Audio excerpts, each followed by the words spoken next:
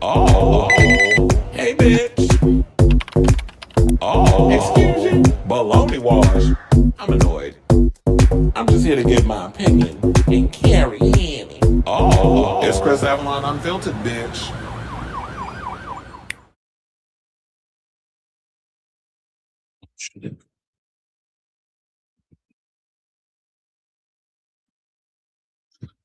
Hey y'all, welcome and happy Monday. It's your boy Chris Avalon, and welcome to a brand new episode of Chris Avalon Unfiltered, the show we basically talk about all things going on in pop culture and hot topics, all the latest hot topics. So if that's the show for you, definitely stick around because we got a lot of tea spill today, including we got to talk box office, them number child, Melania, them plunged 67% in ninth place. We get into that. Plus, there's some people that they apparently use music in the documentary, want the music taken out of the documentary. Plus, they found their Atreus over there at the God Award TV series, so that's finally shaped up. We'll get into that. Plus, I got news regarding Catherine O'Hara. Her cause of death has actually been revealed, so we'll get into that. Plus, yes, this is going to be the Benito ball, so it's going to be a lot that we're going to be breaking down in regards of all the Easter eggs, all the things that happened, all the cultural references that were brought up in yesterday's Super Bowl halftime. Plus, people was throwing shade at the fact that they was upset that they had Bad Bunny. Lady Gaga was up there performing, as well as Jessica Alba's lackluster dancing, saying, Miss Mamas, you played Honey in a movie you played a dancer in the movie Honey, and you can't dance, or you can't at least do the Wendy Williams wiggle. So we'll get into that. Plus, The View went in on Donald Trump. You know, I don't give a fuck what that idiot said, but I just thought that it was cute the way they read him for points. So we're going to play that whole segment. Plus, the curse of Drake has struck again because he did bet $1 million on the Patriots to win and they lost. Anytime that man bet on something, y'all know to do the opposite.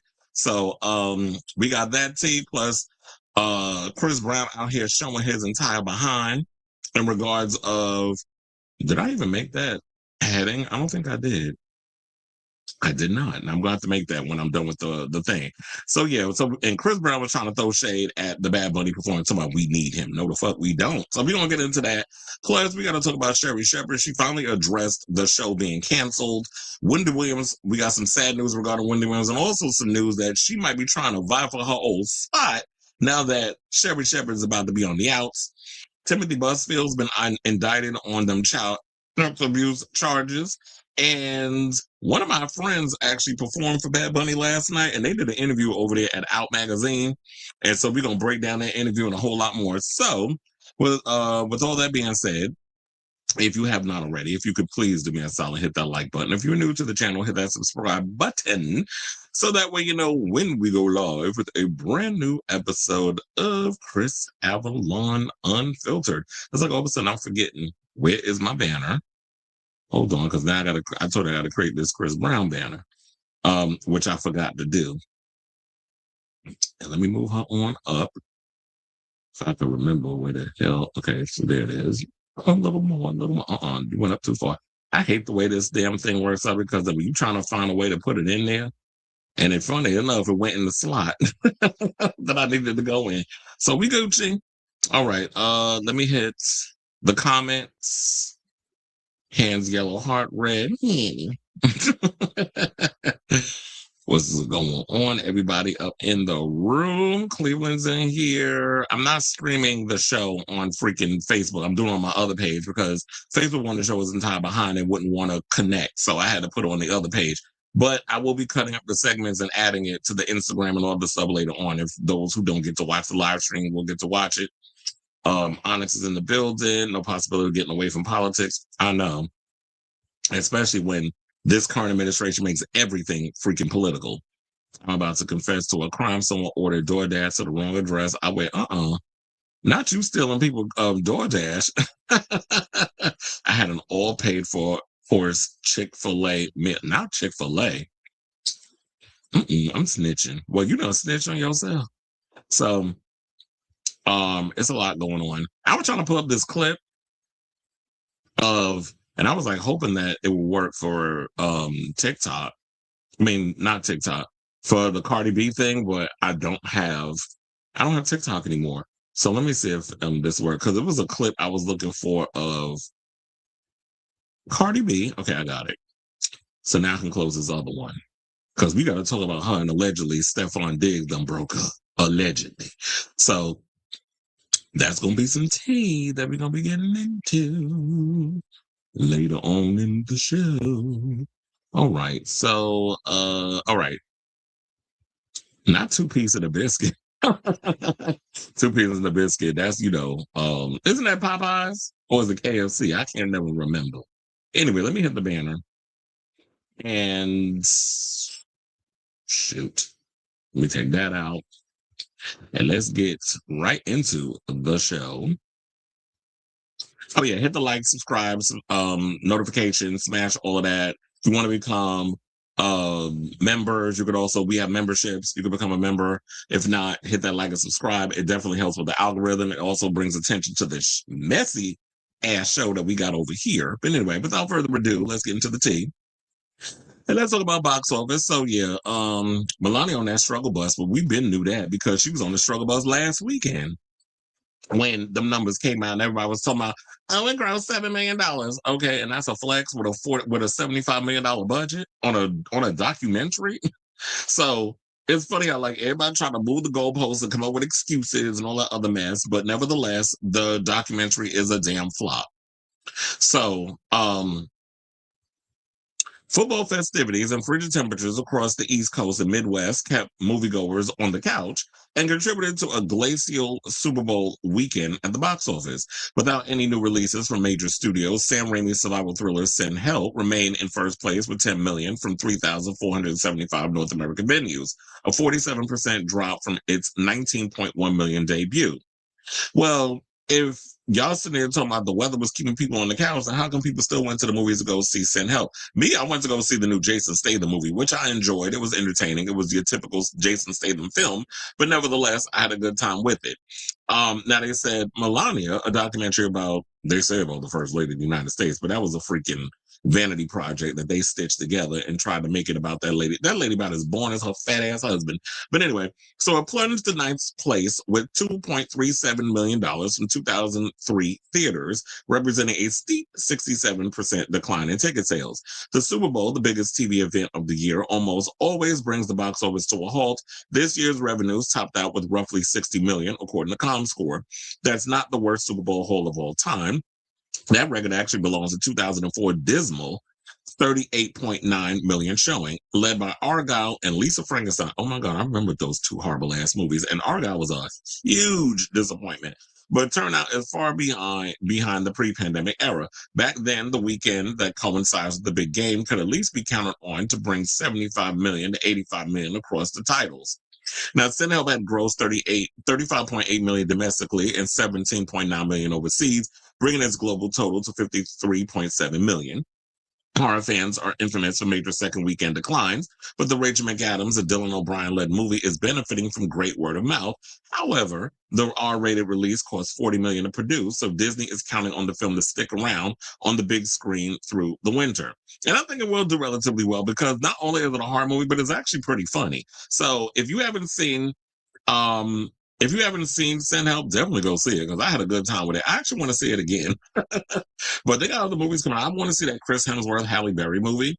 So normally I don't usually go see movies more than once. But then again, Scream 7 is coming out at the end of the month. I might actually go see that multiple times. So that way I can have it, embedded in the brain with all the things I may have missed. Now, Melania's earned $13.35 million domestically after 2 weekends of release. I want to know who these people are. A notable tally for a documentary that isn't about nature or music. However, Melania costs more than just about any documentary in history. Hence why, you had that, Dr. Evil over there, Jeff Bezos, had to go lay off people at the Wall Street Journal because how else he going to recoup that? I'm like, sell one of them yachts you got or put a budget on the Joker, the one, that lady you married that looked like Jack Nicholson in the Joker. Put a tab or whatever on a low budget on her wardrobe. But he's so damn pussy. Well, he ain't going to do that. You got more money than anybody than I'll probably see in my lifetime. You could have made some cuts in your own thing, but why would you want to do that? Why would you want to actually pay people a wage? So They said those are unprecedented costs considering documentaries aren't traditionally a driver of box office dollars. Amazon MGM's lavish spend has prompted others in the industry to speculate whether the doc is the studio's attempt to cozy up to the current administration. Attempt, that's exactly what it was. But the fact that it's a flop, which we all knew it was because quiet as it's kept, nobody asked for this movie. Nobody asked for a documentary about Melania. There's nothing interesting about that lady. Now, if she's going to get up there and let us know all the tale what's going on in the Epstein files, and believe me, she's up in the Epstein files, quiet as it's kept, and many people may not know this because mainstream media is not going to tell you. But Miss Thing was up and getting her back blown out by Jeffrey Epstein before she even saw Donald Trump or was introduced to him. So I would not be surprised if she was one of those girls that was passed around like a petri dish, like what they call those, like a trafficking victim. That she was one of those, masquerading as a model, and may have been going around recruiting other girls, to get leeway. And there's girls that do that. There's girls that, once they hit a certain peak, then it's like they become the new kind of madam where they go and they scout girls and they bring them in and they introduce them and they use the modeling agency as a smokescreen where it's one big prostitution ring. So I'm not surprised that this thing flopped. And then on top of that, you had Brett Ratner, who was one of the most disgraced directors in the industry, that's in the Epstein files, and was pictured with some young girl, underage, that he claimed was his fiance back in 2001, I believe. And then Piers Morgan asked him about it. And I can't stand Piers Morgan because Piers Morgan is just fake as they come and a rage baiter. So he went on Piers Morgan's show because he asking him, so who was the girl that you was in the picture with? And he's having a humming moment, trying to come up with something. And then he asked the girl, and then he asked her, oh, so what's her name? Couldn't even come up with the girl name because we know that what that girl was. She was some traffic victim that you was probably sliding your little 4-inch dick up in. And up in there partying, having a good time because you was up in there kikiing with oh my God, I forgot the French dude's name that went to jail and ended up dead or whatever. But he owned his own modeling agency at one point. He used to hang out with Julian Casablanca's father, who was another one, and Jeffrey Epstein and all of them. So he's up in there humming, and we're like, okay, so we already know that you sit up here lying, trying to come up with something to say, and you couldn't even do it.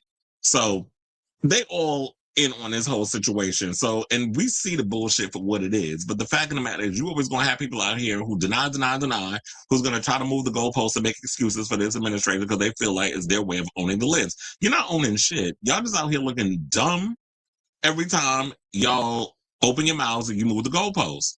And we just going to call you out on your fakeness and hypocrisy, which we definitely going to do when we get to that Bad Bunny story. So, in addition to this foolishness flopping, which we all kind of knew it was going to, because you had, and ain't enough mega churches in the world that's going to, or businesses that's going to force people to buy tickets or whatever in bulk, gonna make this movie become the hit that y'all want it to become.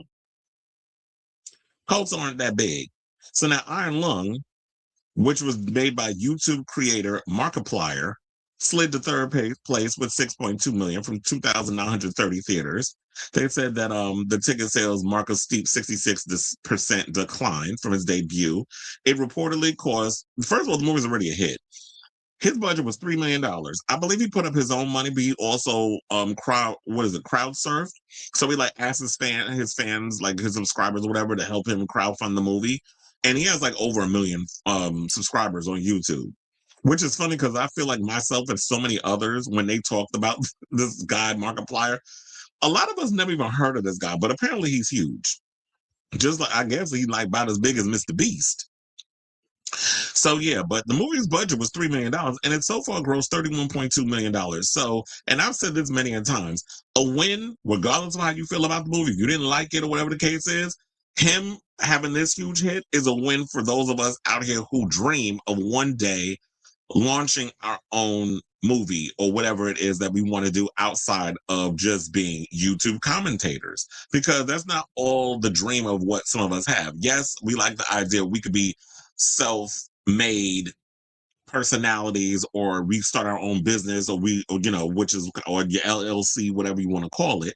But we all have dreams outside of this. There's YouTubers out there that do the commentating, and also they make music or they make films or whatever the case is. So we don't only just want to be able to be known for one little thing. So shout out to Markiplier and kudos to him. At least he's out here doing, he made his dream a reality, whether you like the movie or not. So I always got to give that, kudos. So they also said with traditional studios sitting out, they had a Angel Studios rom call called Solo Mio and K-pop concert documentary Stray Kids: The Dominant Experience. I actually worked the Stray Kids concert. It's actually pretty good. So I'll give it to them in regards to that. So yeah, they had that. The Solo Mio came and brought in 7.2 million. And I was trying to see how much the K-pop documentary made. Stray Kids: The Dominant Experience opened to a solid 5.5 million from 1,700 theaters. It's been produced by Bleecker Street, the same people who's producing the new RuPaul movie that he's got coming out, the Stop That Train film, which captures the music group's world tour and sold out performances at LA's SoFi Stadium. Yeah, because they don't do arenas. This group is so big, they do stadiums. I believe they did 2 nights at Citi Field. So K-pop, whether you like the genre or not, they're huge. Like, I'd be surprised at how big they are. Then Luc Besson dropped a Dracula remake, which I didn't even know, with Landry Jones and Christoph Waltz, and it came in 5th place with 4.5 million from 2,050 theaters. I mean, I've heard mixed reviews, and then they also said it bested the recent debut of January's We Bury the Dead with 2.5 million. That's the Daisy Ridley zombie movie, which I will say is already available to watch on Prime Video. Like, you can rent it at home. So that's why I was like, you can't even, like, y'all don't even give movies a chance to, like, have a moment in the theater before y'all just dump it on streaming. Or to just watch at home. I heard it's a slow burn. It's not really a lot of zombie stuff up in it, which has kind of made me hesitant. I'm like, I'll just wait until if it's produced by Shudder or whatever, I'll just wait till it pops up on the streaming service. I don't know if I want to spend 25 or 30 bucks to watch a zombie movie if it's not going to be worth the money. Then they actually came out with, I forgot, they came in with where they said there was no new movies that came out, but it was Strangers Chapter 3 came out, but chill. It came in at number 7 with 3.5 million from 2,565 theaters, and that is below the 2 prior installments, where Chapter 1, which came out in 2024, it grossed 12 million, and 2025's Chapter 3 with 5 point. Look, damn, that's beyond half. It brought in 5.8 million, and that's because, and they said they spent 20 million on all 3 films. So and they said, but the first 2 generated combined 70 million globally. So it's still going to be a profit from Lionsgate, even though the movies are terrible. And everybody pretty much, I've been hearing so much stuff that people just dislike the Strangers movies. I mean, I like the original with Scott Speedman and Liv Tyler. That's the one I like. Pray at Night, it had some cool action, like killing sequences and stuff in it, but it wasn't a good movie. And then these other Stranger movies, I mean, I don't care about these strangers. I don't want to know their backstory. I don't need y'all trying to create like this whole thing where it's like they come into a town and we start to we started figuring out who these people are behind the mask or why they're doing what they're doing. I'm like, I don't care about the backstory. Sometimes I just want my killers to just be killers for no damn reason. I don't need a motivation. I don't need a backstory. I don't need to know, like, well, they had a hard life and their father was this. I'm just making stuff up because I ain't watch it. But I'm just saying, even though there is a sequence in the thing, we find out that the Gabriel Basso character, who's the guy, stranger killer, his father was basically, he knew his son was killing people and he was basically like burying the bodies. So little spoiler for the new movie. I mean, I don't think majority of y'all gonna go see it anyway. But just say, and then they got the new Wuthering Heights movie coming out. I like Jacob Elordi. I like Margot Robbie, but this ain't my jam, so I don't care. Then we got the Stefon Curry GOAT animated film, and then we have the heist thriller Crime 101 with Chris Hemsworth, Mark Ruffalo, Barry Keoghan, and Halle Berry. That I want to see because that looks good. So those are the movies that's coming out this week. Wuthering Heights might do well, of course, with the women. GOAT might do well with the animated crowd, but then again, I don't necessarily know because it depends because people are pretty picky when it comes to the animated stuff. Crime 101, I'm hoping the movie does well, but outside of the outside of Thor, Chris Hemsworth has yet to open a movie that was successful. So I don't know if that movie's going to do well, even though it's got a star-studded cast. Like, I like Chris Hemsworth. I like Mark Ruffalo. I like Barry Keoghan. I love Halle Berry. But I don't think the movie's going to do, it might not do, I mean, it might surprise me, but it might not do that well. So yeah, so that's the box office news. But before we wrap this story up, let's get into this story because Melania, Paul Thomas Anderson, and Radiohead's Jonny Greenwood, they have some music that apparently that they use, well, Melania uses, well, they use in the Melania documentary. Let me be more specific. Greenwood wrote a score for this film called Phantom Thread that was directed by Paul Thomas Anderson. And apparently they used a piece of music for the Melania film, and they're saying they did not get permission to use this music. They want the music taken out. So they wound up saying this. This is what the pair said in the statement. They said, "It has come to our attention that a piece of music from Phantom Thread has been used in the Melania documentary." And this is what was obtained by Variety from Greenwood's representatives. Now, while Jonny Greenwood does not own the copyright in the score, Universal failed to consult Jonny on his third-party use, which is a breach of his composer agreement. As a result, Jonny and Paul Thomas Anderson have asked for it to be removed from the documentary. So now you got to go in and change out the music. If you don't, then prepare for a lawsuit, is what I'm getting from this. Now, the Brett Ratner directed documentary, an ostensibly closer look at the First Lady that is ultimately unrevealing. Well, we all knew that. You weren't going to learn shit from sitting there watching that. I don't even know how long the movie is, but just be bored to death watching her attempt at speaking English, which Donald Trump had the unlitigated gall to come up here and say, I didn't understand a word that Bad Bunny was saying in the Super Bowl. But I'm like, you don't even understand what that woman you used to fuck back in the day, because we know that dick don't get hard. The woman you used to fuck, you barely understand what the word she said. Quiet as a scat. We don't even understand what you're saying, and the only language you speak is English. But you got the nerve to try to come for Bad Bunny. Fuck out of here, you shitler. That's what I'm gonna start calling him, shitler. Because you want to be Hitler so damn bad and you shit yourself, so shitler. Now, they already got into, we don't need to go into the whole thing about how much the documentary is. But yeah, at the end of the day, Greenwood has been a film composer for over 25 years. And, you know, he's also a rock musician. As I said, he's a part of Radiohead, but he's been, making scores. He did the scores for, in case y'all didn't know, One Battle After Another, There Will Be Blood, Inherent Vice, and Licorice Pizza. I do wonder if he's nominated for an Oscar for One Battle After Another, because I can't remember best score or whatever, what the nominations are. But I wonder if he got a nod, a nomination. So,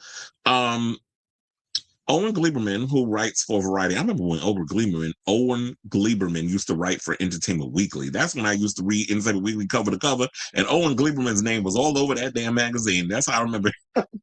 Talking about taking a trip back in the memory lane back in the 90s. So he wrote Greenwood's work in Phantom Thread in his 2017 review, saying, "We're all too aware that something ominous has to be lurking in the shadows, and the plagiate pull of Jonny Greenwood's musical score, rapturous with longing and anxiety, summons an unmistakable 50s Hitchcock vibe." So, look, if y'all want to, if you know what's good for you, remove what you need to remove, unless you looking at a lawsuit. And there's one thing that the Trumps like to do: they love to sue, but then y'all are not prone to not getting lawsuits your damn selves. Because that's a family full of chaos demons. So I say all this to say, what do you guys think of this story regarding the box office and the fact that Melania's people and Brett Ratner and them, since they made the film, and Amazon, they're being called out for using a piece of music without the permission of the people, breaching their contract and all that good stuff. So whatever your thoughts are, let me know in the comments down below.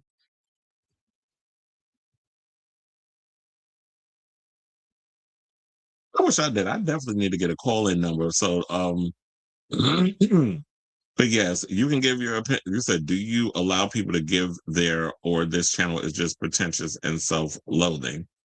Are we talking about your own personality being pretentious and self-loathing? Because that's basically what it's giving.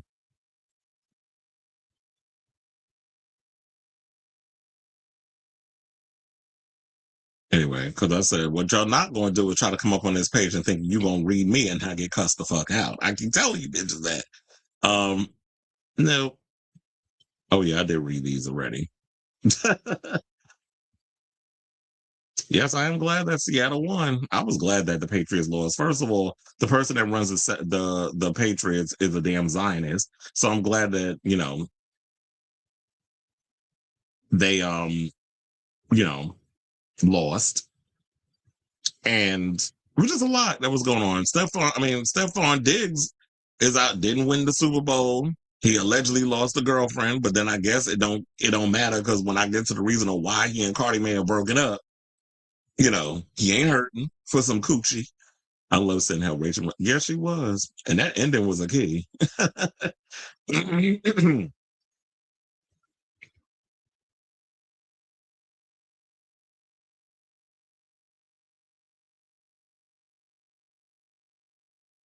If she has, it says she's at an age in Hollywood where things become shaky. I didn't even realize she was, in the same age range as me. That she was, 47 years old. I didn't know she was in her late 40s. Well, I don't think she was younger than that. She's been starring for 22 years and still has, yeah. Because I'm like, she looks so young. Radiohead is my favorite band / group of all time, and Tom York is my favorite male musician. It just sucks that he's become such an. Oh yeah, yep. That was another thing too. Is that when they was out there, that might have been.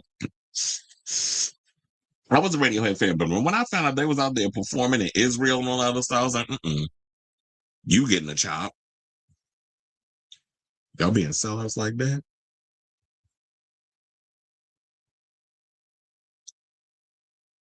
I didn't really get into Radiohead until they started getting like using more electronic elements in their music because I didn't listen to like the earlier stuff like Karma Police and all other stuff. I didn't get into them until like their later music, which was like Kid A and all that stuff. I did not mean. Well, I didn't even see, did I see that? Oh yeah, I did see it twice, but I see it twice now. Well, actually, I see it 3 times. Hmm. You said some hit in their older years, some in their younger. Will Rachel be starring in her seven? I hope so. Look, one thing is going to be another one that's going to be around. Damn, did I miss a lot of videos or messages? I see. Who else was I thinking? I could see Emma Stone lasting a long time with her career. I saw a story where they're forcing military people. Oh yeah, I did see that too. That they were pissed off that they're being forced to sit through that boring mess. I'm like, I would rather eat glass and swallow it. Mm-hmm. Helen Mirren only been starring for 23 years. Well, yeah, she did. It did get great later. Helen Mirren started getting into stuff in her later years. There's a lot of actors that got on like that. I think even what's the other actor's name? Samuel L. Jackson started acting in his later years too. There's been quite a few. All right, so let's get back into the show. And let's get to this news regarding God of War because they found their Atreus. And it's none other than young actor Callum Vinson, which he's been appearing. I didn't realize this, but he's been racking up some pretty big roles. And one of the ones, because I was like, when I saw his name, I'm like, wait, isn't it the kid that's about to play young Jason Voorhees in the upcoming Crystal Lake series? And yes, it is. He's going to be playing Jason in the upcoming Crystal Lake series where Linda Cardellini's playing his mother. And that's the A24 produced series that's going to be ending up on Peacock. I don't know when it's coming out. I'm assuming later this year, but like in the fall or something, or maybe late summer. But yeah, so Colin Vincent, who appeared not only in that in Crystal Lake, but he also appeared in The Long Bright River and Chucky, has been cast as Atreus, the 10-year-old son of Kratos, played by Ryan Hurst, in Prime Video's series adaptation of PlayStation's ancient mythology-themed video game from Sony Pictures Television and Amazon MGM Studios. Atreus grew up in a remote forest cabin, isolated from the rest of the world and raised almost entirely by his mother, Faye. He is an accompanied archer, has an affinity for animals, and is intensely curious about what lies beyond the confines of his forest home.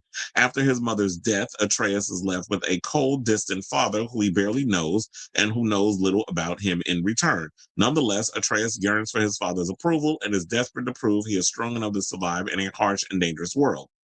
Would this be interesting? Because I definitely think that we need more shows or whatever, or even film shows, whatever, where it shows that father-son dynamic, and then the fact that you have this kid that is so busy trying to like seek his father's approval or affection or whatever the case is. And so if they're willing to explore more of that than the games, then I think it'll be awesome. But so far I'm definitely loving this this cast. The way that they're cast, like this is a great way. Like whoever's casting these people for this show, phenomenal job. So Ronald D. Moore, who also is very like a very good TV producer, he produced the show Outlander and For All Mankind. It's going to follow a father and son, Kratos and Atreus, as they embark on a journey to spread the ashes of their wife and mother, Faye. And they do have the actor who's going to be playing Faye. So I'm sure what we'll be getting is flashback scenes and things of that other where they'll probably spread it out throughout the show, I'm assuming. Now, throughout their adventures, Kratos tries to teach his son to be a better god, while Atreus tries to teach his father how to be a better human. Now, if it's kind of like that, what is it? That oh my god, Night of the Seven Kingdoms, where it's the lead guy, I forgot his name, jumped out of my head, and the kid Egg. If it kind of has like that whole dynamic, then I definitely would love to see that. Where it's like you got this hardened man who's so busy being a god, he forgot what it's like to be human. So it's like you're seeing the flip side of each other trying to teach, well, the two trying to teach each other how to be different versions of themselves. So um they said that God of War has a 2-season order, and production is currently underway in Vancouver. So I'm wondering if they're going to actually shoot both seasons back to back. Look, they aren't they shooting all 7 books of Harry Potter back to back as a TV series for HBO Max. So I'm thinking like that's what I would do. I would start shooting both shows back to back, so that way you keep the kids looking. Because kids grow up pretty quick, depending on their spurts or whatever the case is. So film it all at one time, and so that way you don't wait how many seasons in between, and all of a sudden we looking at, and they like Stranger Things, where them kids, and we supposed to believe they in high school when they already in their mid-20s. So now, in addition to hers, Vinson joins previously announced Max Parker as Hemdall, Teresa Palmer as Sif, Olafur Dari Olafsson. I think he's in, that name sounds familiar. I think he's in the new Masters of the Universe as Thor, Manny Patinkin as Odin, Alistair Duncan as Mimir, Jeff Gulka as Sindri, and Danny Woodburn as Brock. And funny enough, because I always hear people say that they don't, I don't know if they should be doing this or whatever, but I've noticed that people who do the voiceovers in the show, in the game, have been hired to be the live action versions of those characters that they voice in the show. So I've heard, like, for some reason, there've always been ways where, no, we can't sit in the voice actor and the physical can't be the same. Well, they're doing it with this show, so I don't know who came up with this rule saying that you can't do that. So the show is being produced by Sony Pictures, Amazon MGM, and PlayStation Productions. So I'm assuming this is going to be on Amazon when that comes out. Like, I'm already irritated with some of the stuff that Bezos does, but so far this is a show I kind of want to see. So, and it's also, I should say, Vinson's third project with Sony Studio Television. He is in the upcoming 3rd season of The Night Agent, which is on Netflix. I actually like that show, since we were talking about Gabriel Basso. He's on that show, and he also was in The Strangers, which we were talking about earlier, and previously starred in Peacock's Long Bright River. He also wrapped his 4th series lead as Jason Voorhees in the Friday the 13th prequel, Crystal Lake, for Peacock. He played the series regular of Henry Collins in season 3 of Chucky on Sci-Fi/Peacock, and the role of Tom in the feature film Coop. He's also repped by Rebel Creative Group and blah, blah, blah, so on and so forth. So this kid is actually about to become a big name because he's picking up a lot of parts. So I'm definitely looking forward to seeing this show when it finally gets done, because so far, everybody they've cast, I'm pretty excited about it. I'm definitely liking this. Now, please do not end up like The Last of Us, where we got a great first season, then that season 2 definitely gave me the season of Negan when he made his appearance in The Walking Dead, and then that's when the show went to shit. So I'm really hoping that this show doesn't suffer that same fate. But since we have somebody who,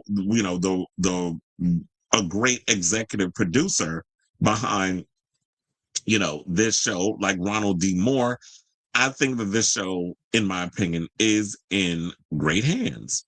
So I'll say all this to say, what do you guys think of this story? The latest news on this upcoming God of War TV series. I'm liking the cast. I'm liking who they're picking. It's funny enough, I didn't even think about that this would be the kid that they would pick. But, once they start presenting all this stuff, now I'm feeling like I'm definitely here for it. So let me know what you guys think of this story in the comments down below.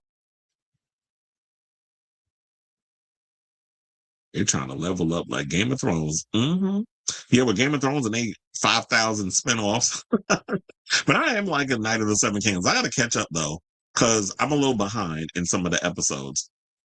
But I like the show so far. House of the Dragon, I'm glad that I think their upcoming season, their final season, I'm like, good, because I was pissed off at that last season. So let's wrap that show up. Because then people have kind of pissed me off with the direction they were going in. But I was even thinking of giving Game of Thrones a rewatch. Oh, yeah, I think they went bankrupt. All right, y'all. So now, unfortunately, we got some sad news. So let's get into this tea regarding Catherine O'Hara. So apparently, her cause of death has finally been released. While they were saying that there were some people who weren't really being specific as to what had happened to her, TMZ nosy ass got the tea. So based on like a picture that I had seen of her where they brought it up, they resurfaced it. They said where she last appeared, I think in like November, October of 2025. She looked like she may have had the big C. And I want to put that out there, kind of like Chadwick Boseman, so many others. Like, I don't want to be up in here body critiquing or whatever the case was. But since TMZ nosy ass is out here spilling the tea, we might as well talk about it. So apparently, they said that she died of a blood clot in her lungs. Now, while the iconic Hollywood actress's immediate cause of death was listed by the County of Los Angeles Department of Public Health as a pulmonary embolism, rectal cancer was the underlying cause. The outlet claimed on Monday, and this is according to TMZ. Now, the outlet claimed on Monday that O'Hara was cremated per her death certificate, with her remains given to her husband, Bo Welch. The Schitt's Creek actress died on January 30th, with Creative Artists Agency confirming the news to Page Six, and that she had been suffering from a brief illness. She was apparently, she was 71 years old, which is like the same age as my father, actually. Now, at the time, the LA Fire Department told Page Six exclusively that they responded to a call to her Los Angeles home at 4:48 in the morning, local time, before transporting her to the hospital in serious condition. They said although her condition before her death was unclear, O'Hara did suffer from a rare condition called situs inversus, in which the arrangement of her internal organs is a minor image of normal anatomy per NIH. The condition is typically harmless, as it can make future complications difficult to diagnose because symptoms might appear differently in those with mirrored organs. The star had a prolific career both on TV and in movies, which kickstarted in 1974 after she graduated from high school in Toronto, Canada. She famously went on to star in iconic movies like Beetlejuice, Home Alone, and Home Alone 2, as well as the TV show Schitt's Creek. Most recently, she starred in the TV show The Last of Us alongside Pedro Pascal in the studio with Seth Rogen. One of O'Hara's last public appearances was in October 2025 at the the 2025 Angel Awards in LA. She attended with Welch, an Oscar and Emmy nominated production designer.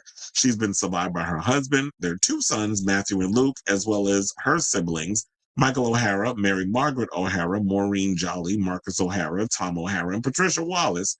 There's a lot of damn family members.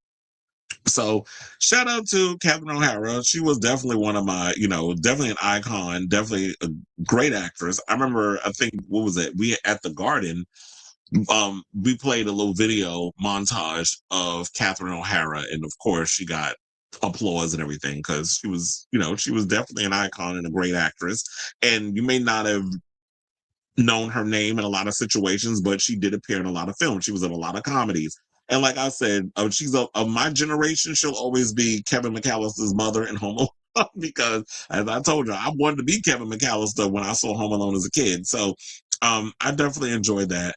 And Shout out to the O'Haras and that whole family, and may she rest in peace. So I say all this to say, what do you guys think of this story regarding Catherine O'Hara? We finally found out the cause of death. I was like, it's crazy how, of course, TMZ all up in the business, but I'm glad that we finally got closure, and she can rest in peace, and we could all move on because the world is cyclical. So let me know what you guys think of this story in the comments down below.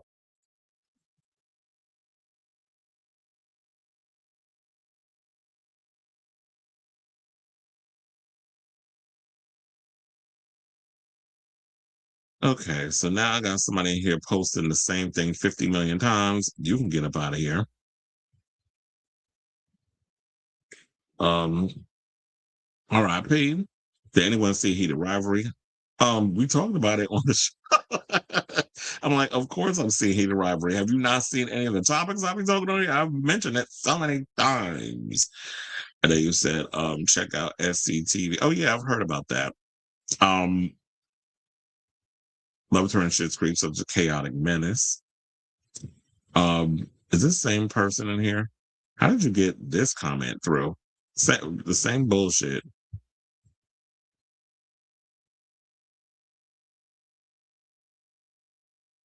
No, I have not seen it, but I've heard of it. Only the whole internet. Yeah, because I was like, chill, I got rid of you. I don't know how you still yeah, they've already been blocked. I was like, why are you sending the same stupid Bitcoin thing in here? Probably a damn bot.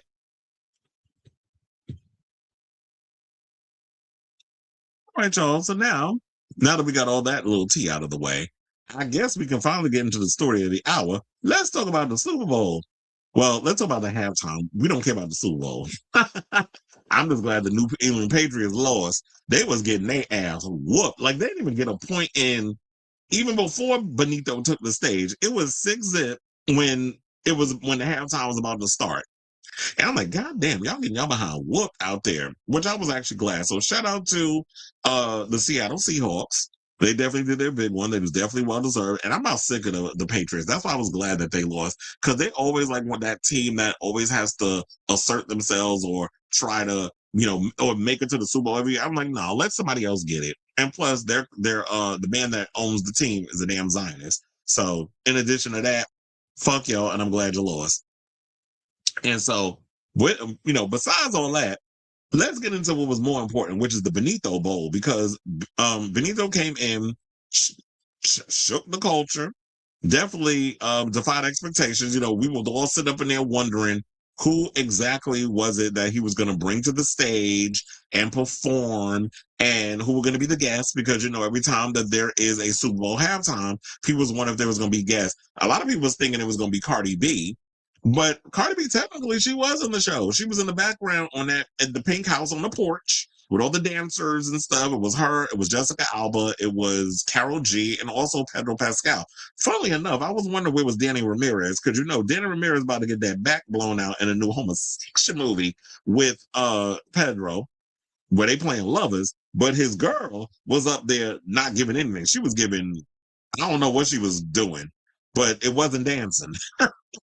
And they was dragging her online. And we're gonna get into the comments because we do have some of the tweets that the people was going in reading Jessica Alba online. But anyway, let's get into the variety stories. So Bad Bunny promised the world will dance, and believe me, they did. And also I cried quite a few times watching it, because even if you don't understand the language, and I heard there was a lot of people, black people particularly, kept coming out, I don't understand what they saying, but it was good, or I don't understand. They could have at least put subtitles. I'm like, now, when you go to, and this is how I know how uncultured a lot of you people are. Now, I've worked shows like Andrea Bocelli for one. Andrea Bocelli don't come up in there with no English subtitles. We hear they're singing in Italian, because people know when you go to see Andrea Bocelli, you know what you're getting when you go to see him perform. He's not changing who he is because you don't understand the language. It's not about whether or not you understand the language. Music, the one thing I love about music is that music allows you to feel the emotion. You realize with music, it brings people together. And it also, in my opinion, I feel like it connects you in a way where even if you don't understand the language, you feel what the artist is trying to say in what they do or what it is they're doing, artistically or creatively. And so, yeah, I think that's one of the things that Bad Bunny has and I think that's why people love the fact that he doesn't compromise who he is. It's like, I'm not changing my stuff in English. I'm not coming to you as that. I never came to, you all as this Spanish guy, this guy from Puerto Rico who had to go and learn English like Shakira and so many others, because Shakira was not a girl that spoke a lick of English before she came over here to infiltrate the Anglo market. She learned because she was around the Stefons and they were helping her, get inside the Anglo market, and she crossed over and she had that success. And that's what a lot of the Latin artists had to do in the 80s and the 90s and the 2000s. We in the 2010s. Well, that's when Bad Bunny came on the scene in the 2010s. He was coming as he was. And I think because he came as his authentic self, that's why a lot of people respected him and came and took him in. This man is huge in China. You thinking the Chinese up in there saying, oh, well, you need to learn to speak our language for us to understand what you're saying? Of course, in America, you get ignorant ass people that say that. It's the maggots and also black people. So I'm not just going to only put it on them, because there's black people I saw that was in comments and things on my timeline that was saying that dumb shit too. And also getting mad because, and we're going to get into the Chris Brown thing. I know I'm jumping all over the place, so I'm trying to focus. The Chris Brown thing, which kind of pissed me off, because I'm sitting there like, you know what, black people?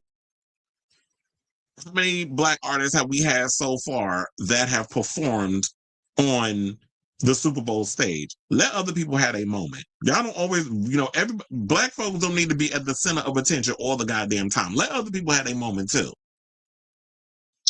So one of the things I did notice, because I've seen a little bit of the residency, even though I didn't get to go, he did take pieces, like sets from the residency, and incorporated it into the Super Bowl show. Because there was some video that Apple Music put out where they showed Bad Bunny in like Michael Jackson's suit and all this other stuff. They were like, you spoiling it. He put nothing in there. I think it was just like a little video they decided to do, a little misdirection, whatever the case was. But all the footage that they showed in that little Apple Music video, none of it made the cut. I'm going to throw y'all off. So, because a lot of y'all are nosy. But, so yeah, the field was set up basically to look similar to the residency he had in Puerto Rico. And they also said that, they had the transforming the space into a Puerto Rico vecindad with a barbershop, liquor store, and the iconic casita, the small house where he would welcome celebrity guests during his Puerto Rico residency. Now, on Sunday night, they had Karol G, Cardi B, Young Miko, Jessica Alba, and Pedro Pascal were spotted dancing under the on-field roof as the performance moved through a giant dance floor filled with exuberant dancers at an actual wedding. So that wedding that y'all saw, they actually got married. And the performance, as y'all know, was loaded with Easter eggs that fans will be decoding for weeks. And I had to watch it so many times to catch all the damn Easter eggs. So the Easter eggs that I definitely enjoyed catching was the fact that he did play Gasolina, which is a Daddy Yankee song. I know some people saying, well, he should have had Daddy Yankee there. It's like, look, if I was going to sit and bring every reggaeton artist or whatever under the sun, we'd be here doing a 45-minute show. And the thing is, 12 minutes, 13, I think it was like 13 something. I don't remember exactly the number it clocks in, but I think it was under 14 minutes. There's only so much that you can get out there before people, you can't fit everybody in the thing. So I just like that he was like, you know what, I'm just going to focus on the message I have, which is propping up Puerto Rican culture. And then at the end, that's when he talked about Uruguay and Panama and Dominican Republic and America and all these other places. It felt like something out of West Side Story at the end, but nevertheless, because the way he was saying Panama, Colombia, the way he was saying it was like, it's very much giving the accent in West Side Story.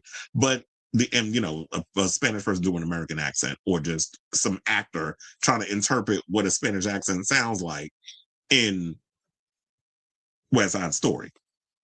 So that was when the whole uniting thing came in. But for the most part, it was very much Puerto Rico and New York, because there was some New York references up in there too. And we're going to get to those in a second. So I like the fact that he paid tribute in a way by playing Gasolina. Also, having Ricky Martin come out and sing, what's that? What was the? Because I can't. I'm like trying to remember the name of the song. Hold on, because I do have a lot of the notes or whatever the case was, where um he sang the song, which was about what was it like paying homage to Hawaii because apparently the people in Hawaii are going through the same thing that Puerto Rico is going through, where you have they're fighting to keep their land. You have all these people coming in trying to gentrify Hawaii.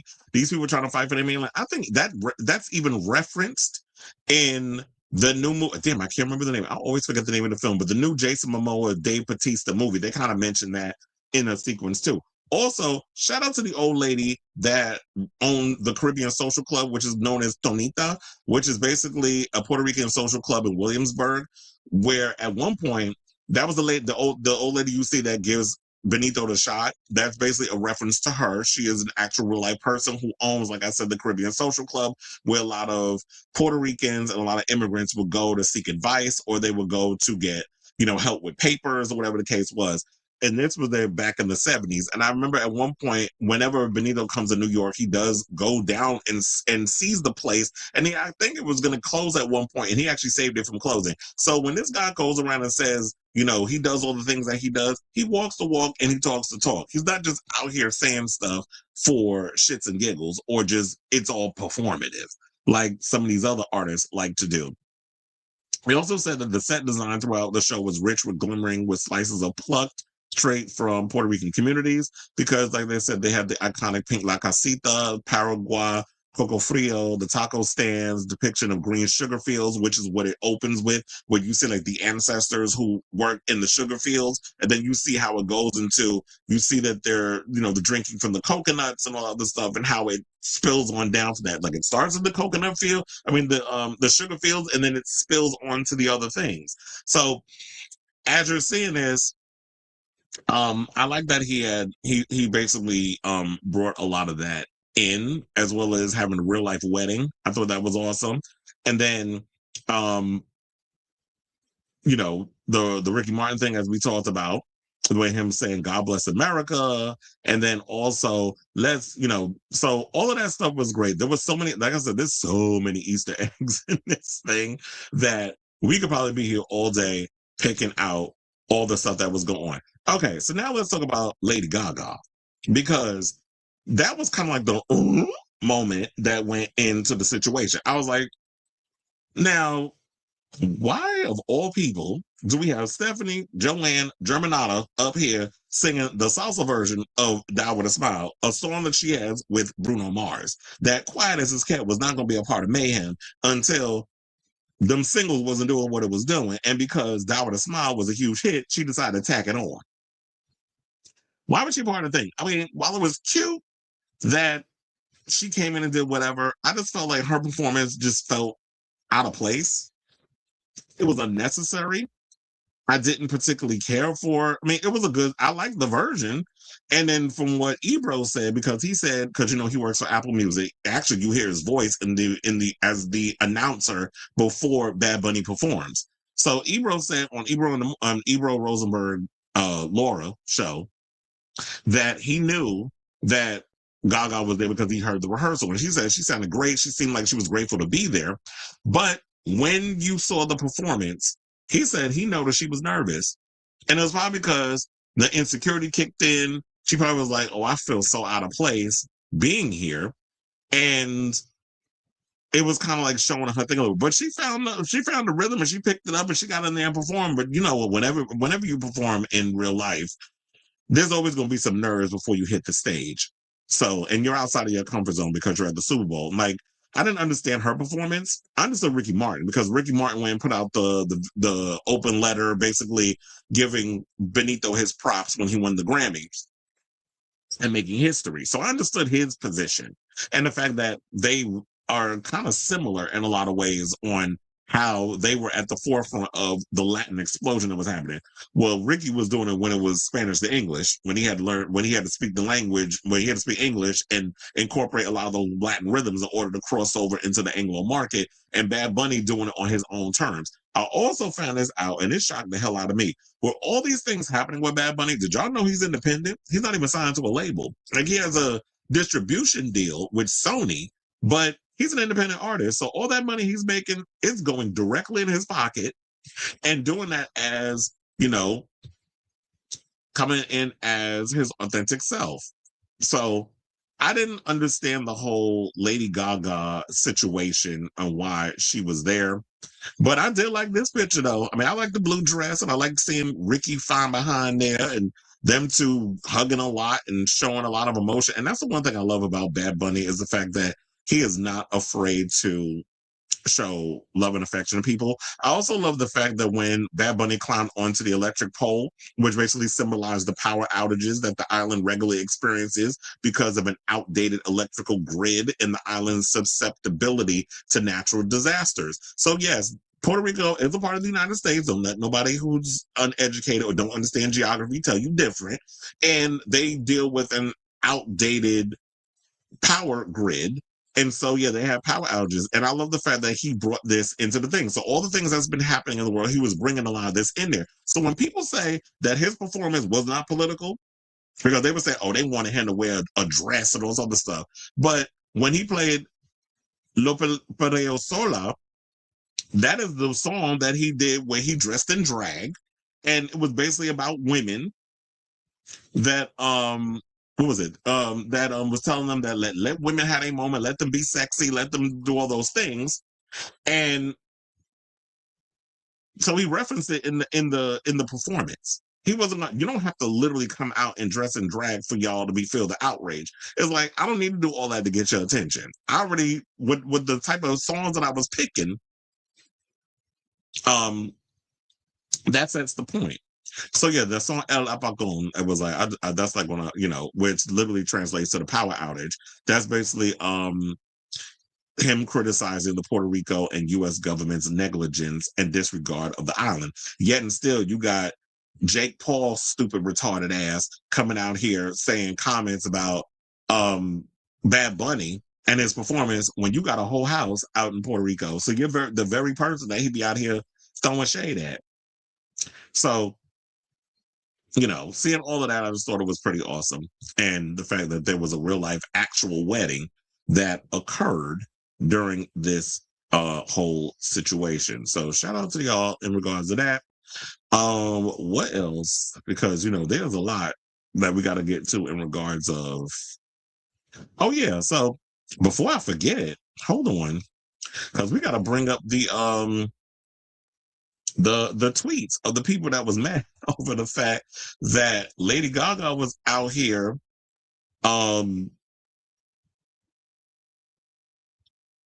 on, because now I gotta bring it up. I want to bring up all the tweets over people saying, because yeah, people was upset over the fact that she was performing. So here's what they said.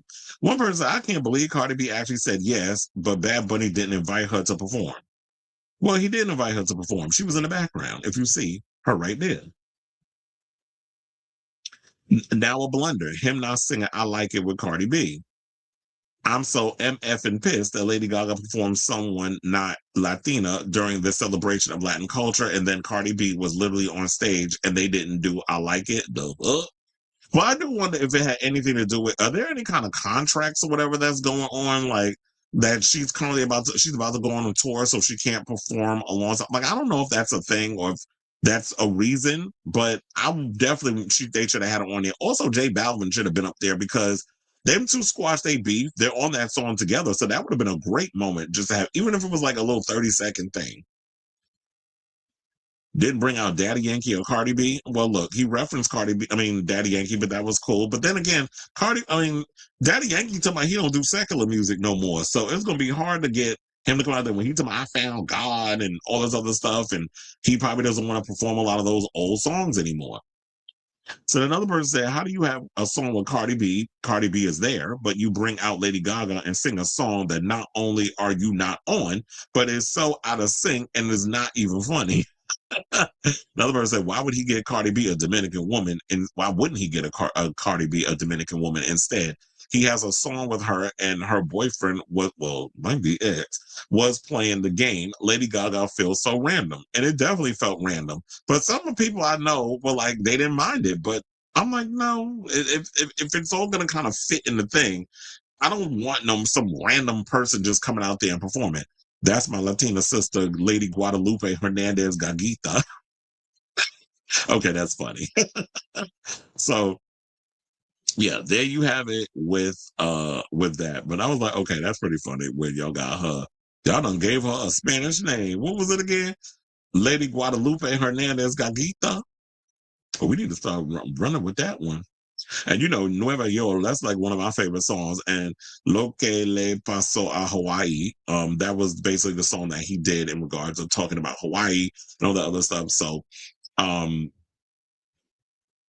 but that was awesome and everything. Now, let's get into this other story because there was another thing, and I know we need to debunk this because a lot of people was running around with this story about the kid that Bad Bunny hands the Grammy over to. So apparently a lot of people was up here saying that was Liam Ramos, who was a little boy that was detained by ICE. When y'all seen that picture where he's facing the car, and I think his father had done ran away or something or another, and then the ICE was trying to get him and he left the kid or whatever the case was.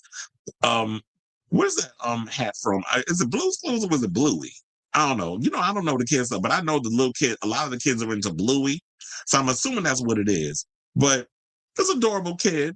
But in regards of the tea, you know, a lot of people out here thinking that was Liam Ramos.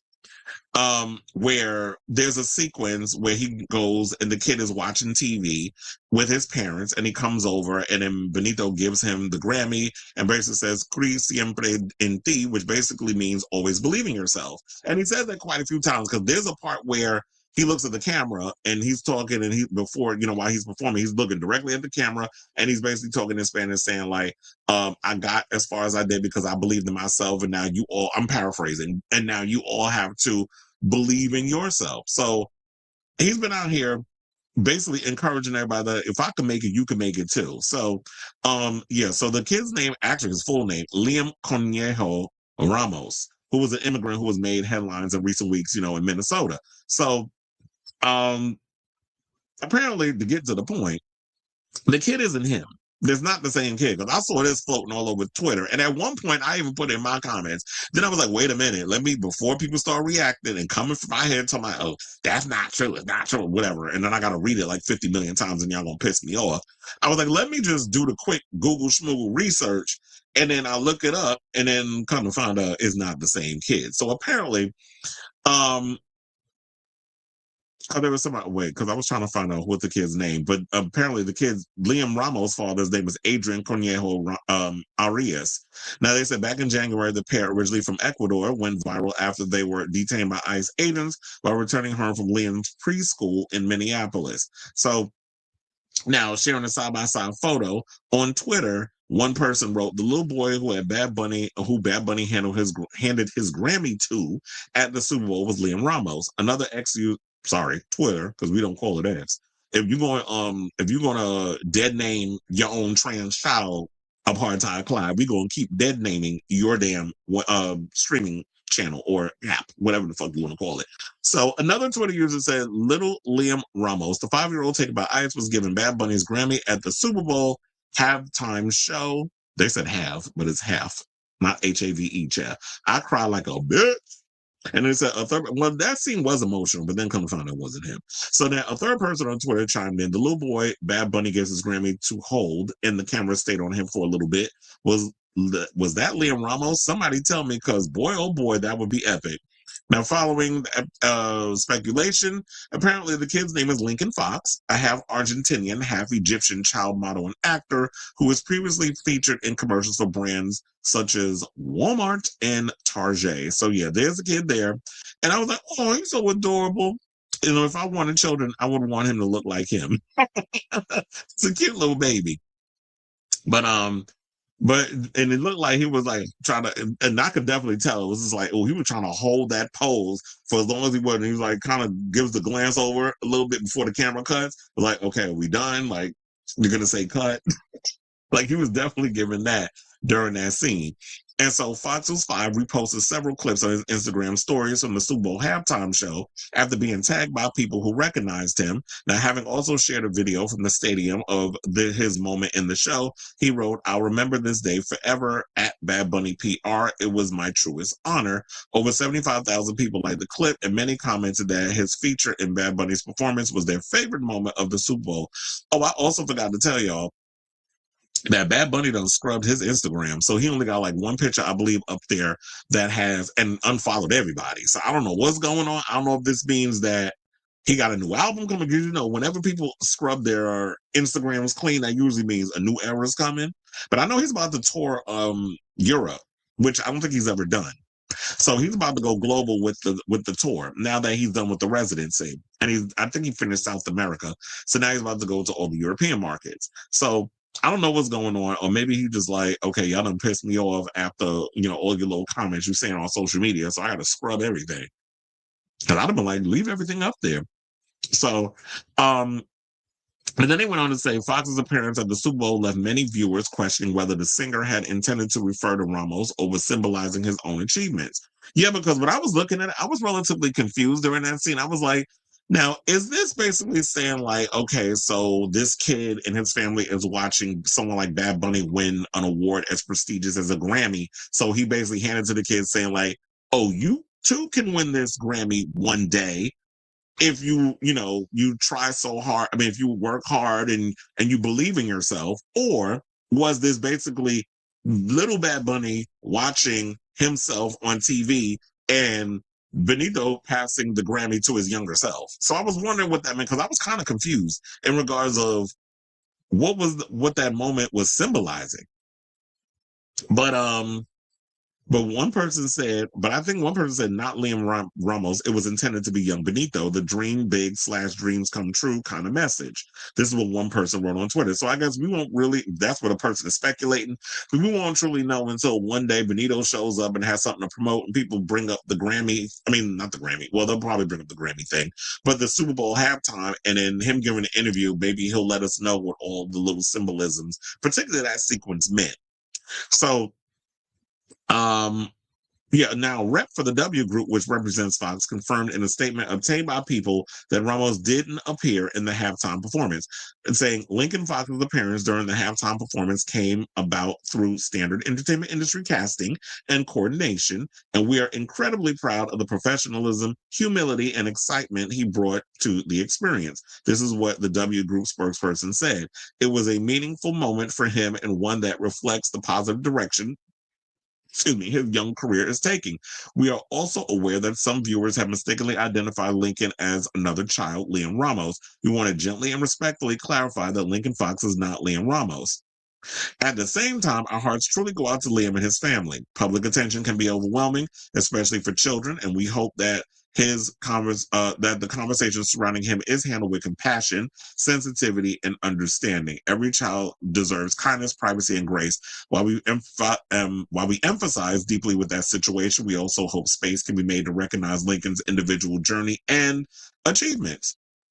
The W Group statement concluded, he is grateful for the encouragement he has received and remains focused on continuing his path in a positive and respectful way. Well, look, that's why I said, you got to give kids their space. Like, I know it would be overwhelming for somebody like that. And while that would be an epic moment for Benito to bring out the detained kid, I'm actually glad that he didn't do that, because I feel like it would have came across. I mean, while it would have been an icon moment, like give a face, the middle finger to this administration and this ICE Gestapo, I do feel like it would have kind of come across as exploitative on Liam's part, on Bad Bunny's part, in regards of giving this kid a light in that whole situation. So I'm glad that he didn't go with that move. I'm glad he picked like some young actor to play a younger version of himself, if that was the intent. So shout out to Liam, shout out to Lincoln, and shout out to all the people that made their little moment in the video. The ones that was in the background that were a part of the stores and all the other stuff that was having their moments or whatever. You got your 15 minutes. So now, after that, there was some drama, conflama, that went down with some of the performers, like Jessica Alba, because apparently social media was dragging her for her dancing, or I should say lack thereof. So even though Cardi B rhythmless ass was up there shaking, all that plastic, um, Jessica Alba, you could have did a little 1-2 step. You could have did a little something. I mean, how you entertain this young man, Danny Ramirez, or you really entertaining him? You got a younger man, you got 3 kids. Shit, you played Honey, a dancer, in a dance movie called Honey. You ain't gonna dance. You're not gonna give him a little something. You're not gonna give like the Wendy Williams shimmy. She wasn't doing that. She was standing up there like looking at the jumbotron. I guess pretending like she was moving. I did notice that Pedro Pascal, when he noticed he was on camera, he started moving a little harder. But at least he was doing something compared to Jessica. But anyway, so football fans slammed her for her dancing skills during her appearance on stage during Bad Bunny's performance at the Super Bowl. I think it's 60 halftime show, and social media users were not holding back. Now, Alba, who's 44, joined Bad Bunny in the beginning of the performance, dressed in a white corset, tank top, and jeans, among other background dancers. She joined fellow stars like, as we mentioned, Cardi B, Pedro, Pascal, and Karol G as they danced on stage, but many on social media pointed out that she seemed more timid than the rest. Probably insecure and self-conscious. She barely... so let's get to the tweets, because I saved those. Hold on. Let me pull those up. Because we got to be messy on this show. Why Jessica Alba up there acting like she can't dance? Babe, you played Honey. Or someone else would say, Honey. Jessica Alba is an imposter. She can't even rock side to side on beat. Well, it kind of makes us think that probably wasn't her doing all that dancing up in that movie. She probably had a double doing all the work. And then with the close-ups, she give you a little, just moving the head around and all that other stuff, giving the illusion. Kind of like Julia Stiles in Save the Last Dance. In your dreams, it may be hard as it once seems. Remember that movie? It was like them feet was not matching when she was up there dancing either. But we pretended that she was up there giving all that extra, something like she was a professional. And Jessica Alba still not knowing how to dance. Jessica Alba still can't dance. And so then there's those were some of the tweets and everything that was going on with that whole situation.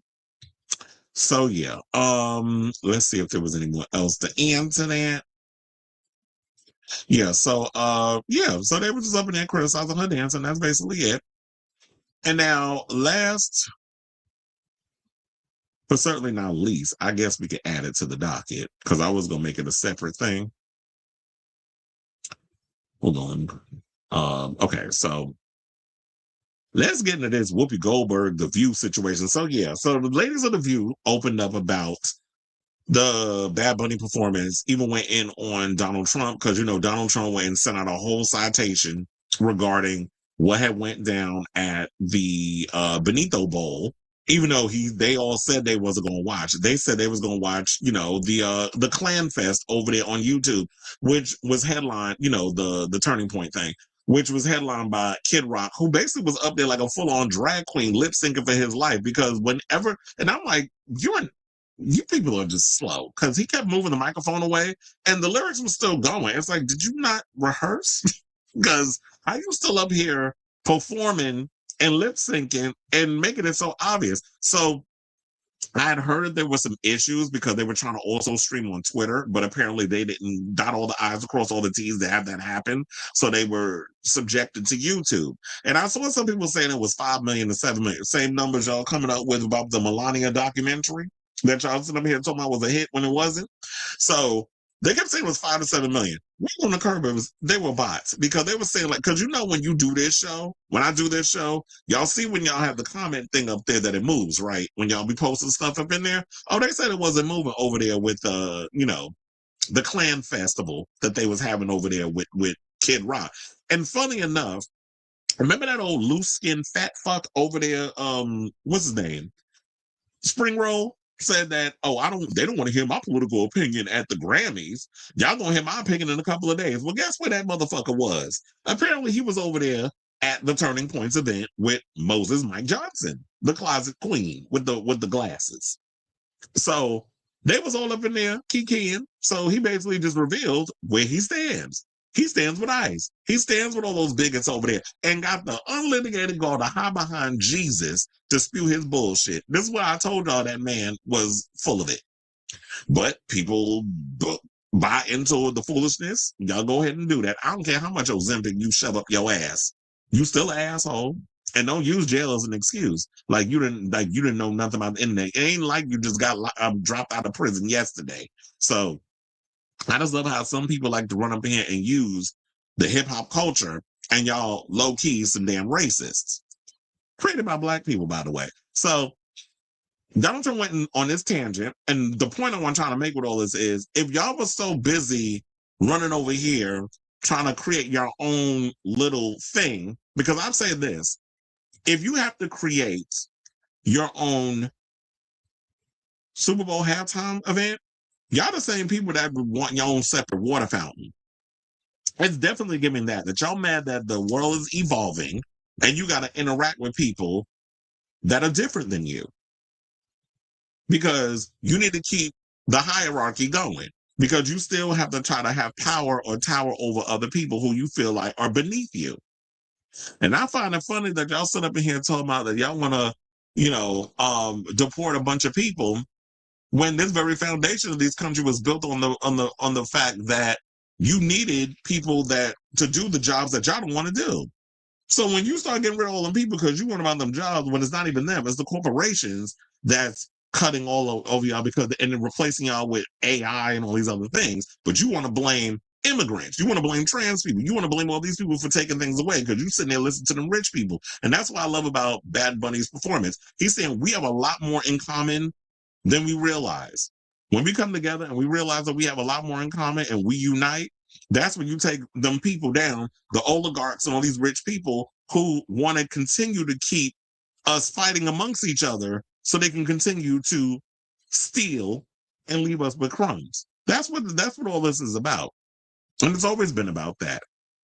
So the ladies of The View went in and called out Donald Trump because he went on a whole tangent on his live social. And that's my thing. Like, if you truly believe in what y'all doing over there with Turning Point and the Klan meetings and all that other mess that you got going on and putting pictures of the Obamas as monkeys and things of that nature, if you truly are die-in-the-weeds racist, if you truly believe in that stuff, then why weren't you over there supporting the Turning Point halftime? You sitting at home hate watching the Super Bowl in halftime and talking about that it was the worst thing and the dancing and what about the kid? Oh, the same kids you allegedly was out there fucking on the Epstein Island? Is that what we talking about? So now all of a sudden, what about the kids?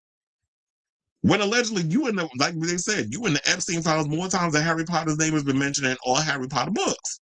And there's 7 of them. So if we're going to do that, all of a sudden we're going to do what about the kids, sir? We already seen a lot of what was in that Epstein file that wasn't redacted, that y'all tried to, get rid of and things of that nature. But certain websites, shout out to Midas Touch, was saving a lot of the Epstein files. And I was seeing a lot of what was going on in there from them, from Kyle Kalinske, and so many others that are exposing these clowns for the true disgusting human beings that they are.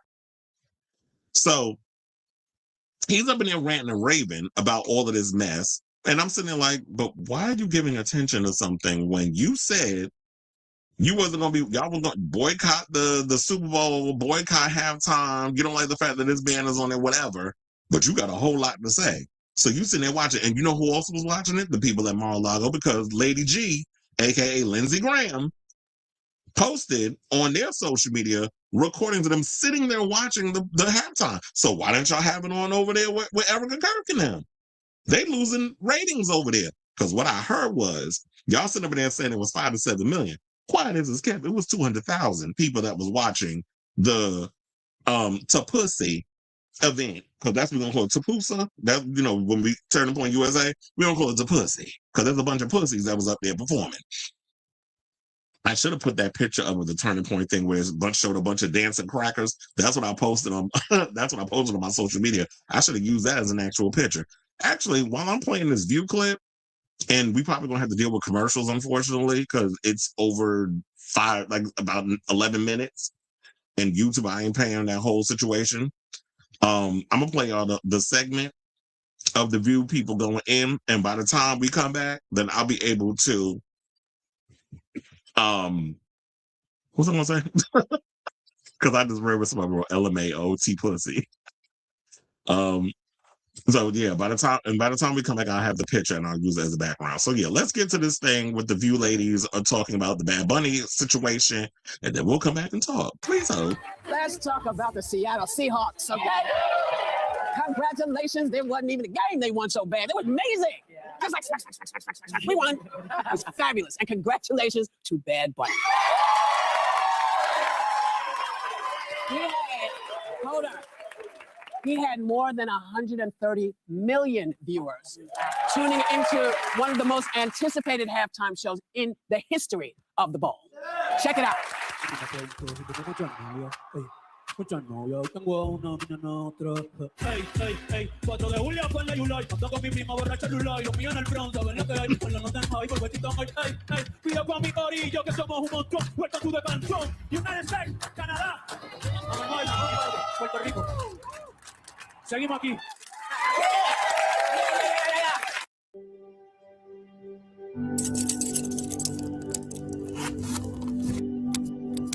I told you that was gonna come in. But alas, not everyone was a fan. You know who posted that it was an affront to the greatness of America and doesn't represent our standards of success, creativity, or excellence. He definitely did not write that statement. Like, there's no way. You know, listen. It's a little too coherent. It's clear, though, that you watched it. Yeah. So what was happening with Kid Rock? That wasn't that your thing? You didn't want, Also, did they get his, no, they didn't get that, okay. All right, well, I'm not gonna bring it up, but you know what? That's a good thing about America. You can watch what you want when you want. So you were able to watch Kid Rock, or you could watch Bad Bunny, or if you were smart, you go back and forth just to stay on top of stuff. But you know, what, I know people, I'm sorry, I keep laughing because I think you don't recognize excellence and creativity when you see it. Do you know how creative that was? Yeah. What he did? Yeah. I mean, the production alone. It was just, I mean, come on, man. I know. I mean, he was upset. He said no one would understand what was being said. You didn't understand. Yeah. A lot of people did. You didn't have to understand or speak Spanish to feel the joy and to feel the unity and the message of inclusivity that was there. Yeah. Of course, you know, I've been going to Puerto Rico since I was a little kid, since my mother is from there.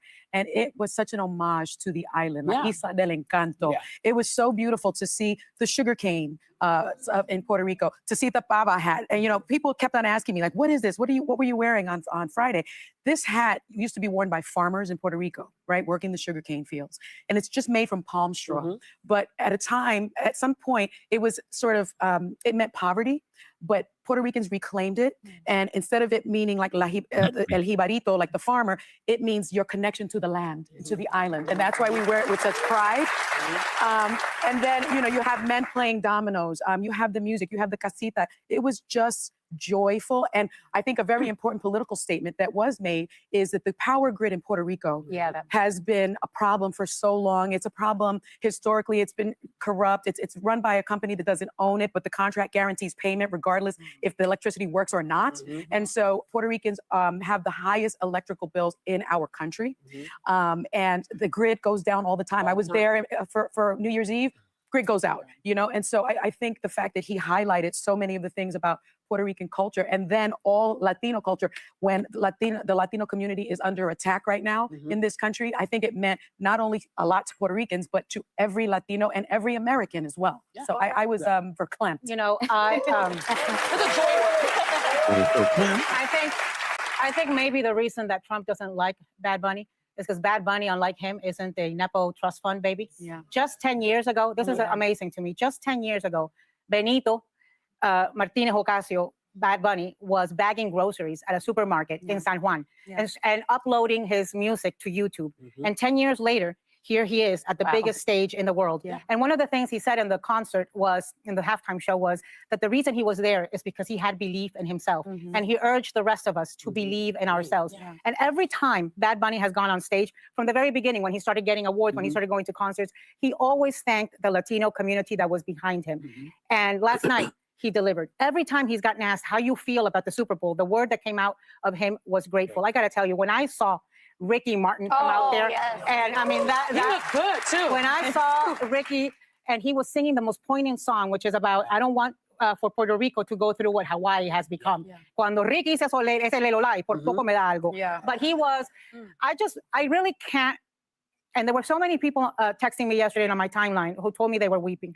And I can't overstate what it means to the Latino community that has seen itself persecuted, attacked, racially profiled. We have seen for the last year our children dragged through the streets. We have seen our pregnant women, our elderly dragged through the streets, disappeared and detained. To have Bad Bunny use that platform to say, do not otherize us. We are all part of America and we are all equal and we all belong and love is stronger than hate. The thing. To have him give that little Grammy, the Grammy to the little boy that represents, there's 3,800 children in detention centers right now. So the different symbolisms of, of having Ricky there, who's part of a different generation, but knows what it's like to go around the world without losing his heritage, always knowing where he comes from, being proud of his roots. Micro joys help us deal with macro sadness. I have had macro sadness for over a year under Trump, seeing what he has done to my community and what he continues to do to my community. I am so grateful to Bad Bunny for having given me that micro joy, and I will see that halftime show. I've seen it 5 times already. Yeah, same. And by the way, kudos to the NFL. Hold up, Alana in Texas just placed the dreamiest protein coffee order. She picked Snickerdoodle or They made a decision that I said this would be the most watched halftime show and that it was a smart business decision. They made it by choosing Bad Bunny. They committed to it and they didn't blink. And it's obvious why. The NFL wants to be an international brand. They're doing more games abroad than they ever have. He's multiple times over. Bad Bunny has been the most streamed artist on Spotify. 39 million Latinos are among the NFL's most loyal viewers and the most likely to buy merchandise. They know what they're doing. They're like, this is an excellent artist who appeals to a demographic that may not even tune into the Super Bowl, but they will to see him. And it was also just an excellent performance, start to finish. Excellent. I only even knew the song he ended with, and I was like, I'm following this. I love this. People are dancing. Baby might come out. Like, we're good. I will say this on like the sort of culture war, the other halftime show. The people who were mad the day he was announced as the halftime show were going to be mad regardless of it. If he flew out on a bald eagle saluting Ronald Reagan and George Washington, he would have still been mad. So it's like, I think it's a good reminder, like, tune out the timeline, tune out the noise. I think it's no shade to Turning Point in the alternative programming. They got like 5 million views. 135 million people tune in. It's America's game. It was a great performance. And honestly, and I just want to end on this too. You don't need to speak the language to appreciate it. That was the takeaway. Well, my mom was like, this is great. Like, he said himself, you don't need to understand me. I want you to dance. There was no one that could have watched last night that didn't dance. Oh, they wouldn't. And the thing I love, though, that when you think of sports in this country, actually globally, but you grow up knowing it's a celebration. You're going to show up and celebrate. This was the richest celebration that Bad Bunny didn't make about himself. He was lifting everyone up around him, and the light shone so bright. And as they rattled off those countries at the end about North America, South America, Central America, it's funny how that becomes political to some, because that's the most inclusive big tent love I've ever seen at the biggest game of the year. That's what it's supposed to be. I'd like to mention fashion. He was wearing Zara, which is a Spanish brand. So I was really digging that. Well, listen, here's the thing. People will watch what they want to watch. You can't dictate what people are going to do or how they're going to feel. You were talking about how tired you are of watching the destruction of people's energies and their feeling. Me too. And I've been tired of it for quite some time as I watch them, remove information about Medgar Evers, and say that the man who shot and killed him was not a racist. He's not to be called. He is a racist. He was a racist, and he will always be a racist. And the reason I say that is because we in this country, what we don't learn in the history books that don't tell us half of what our history is, we learn orally. And these stories are not going anywhere. But here's a great story for y'all to just put in your pocket, because I know you're going to want to see the Super Bowl again. You know where you can watch it next year? Right here on ABC. We have the Super Bowl. We will have the Super Bowl.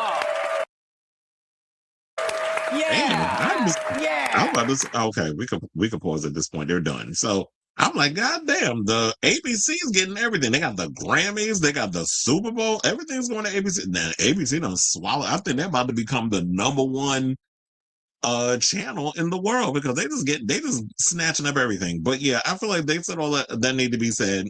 I look, I was another one that was watching the Super Bowl, the halftime multiple times. I watched it twice yesterday. The second time, because I had it on two things. I had it on my laptop because I was watching other stuff on my regular TV. Because I don't particularly care for the regular Super Bowl. I did catch snippets. But when I watched the halftime, I wanted to be aware when the halftime was coming on, so I had it on my laptop. Peacock is what was showing it.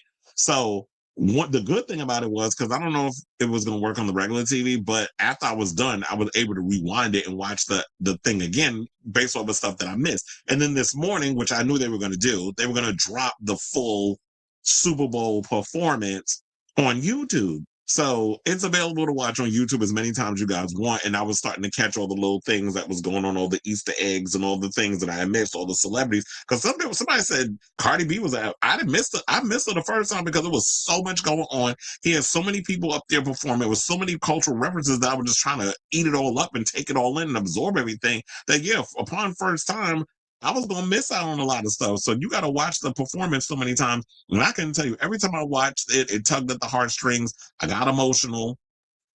And, it was just a lot that was going on. So, yeah, I was definitely excited for. Oh, wait, hold on. Because I did say I was going to bring up that picture. Because I did find it. Hold on. I was like, where we going? We got to find it. In case y'all didn't see this picture that I have, I was posting over social media. Everybody was having a cackle.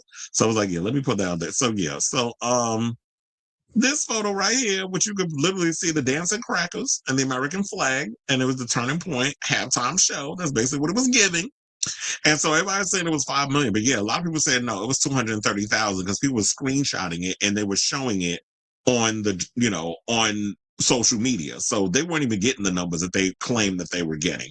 But nevertheless, shout out to the ladies of The View. Shout out to everybody. Oh, yeah. And before we get up out of here, I want to show y'all this video because they said that it was showing during the halftime, but I don't know anybody who will mention this. This literally is a video, speaking of the Epstein files, because this is really the distraction of what Donald Trump don't want y'all to be talking about because he, like I said, he's all over them Epstein files. So we got this video that I came across on Twitter.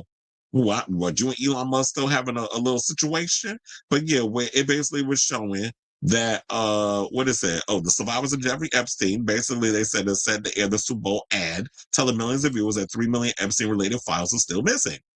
And they even have it in there, and they're saying that, yeah, Pam Bondi was good. Like, show us where the Epstein files are. Like, stop trying, do your damn job. But she is doing her job. She's protecting the president from all the guilt and everything that's coming out. And then in the video, you start to see, like, the black cover-up that's, like, showing, like, certain words being redacted to show you, like, the redaction of what was going on with the whole Epstein thing. So, yeah, in case y'all didn't see this commercial, I want to show y'all this clip. So please hold.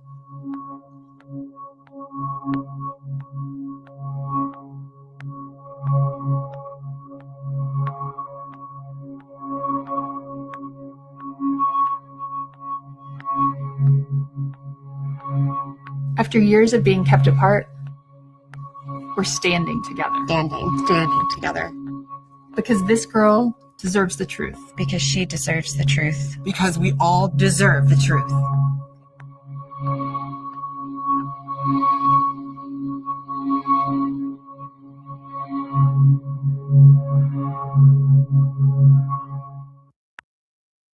All right, so yeah, that's pretty much it.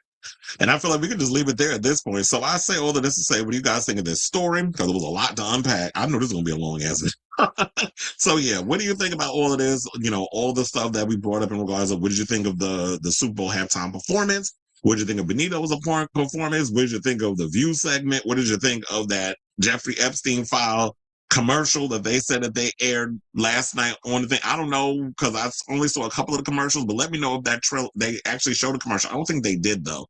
But they did find it funny that they wanted to show some video where some kid was being called anti-Semitic slurs and some black kid comes on and puts a blue post-it over the derogatory. I'm like, really? Meanwhile, y'all still refuse to talk about the atrocities of Gaza, which I want to sit up here and still perform this narrative that Jews are being persecuted in the United States of America. But okay. So with all that being said, let me know what you guys think of this story in the comments down below.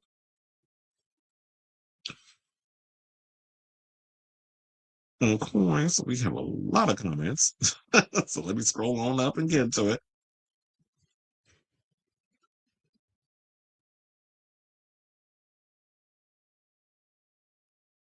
Mm-hmm.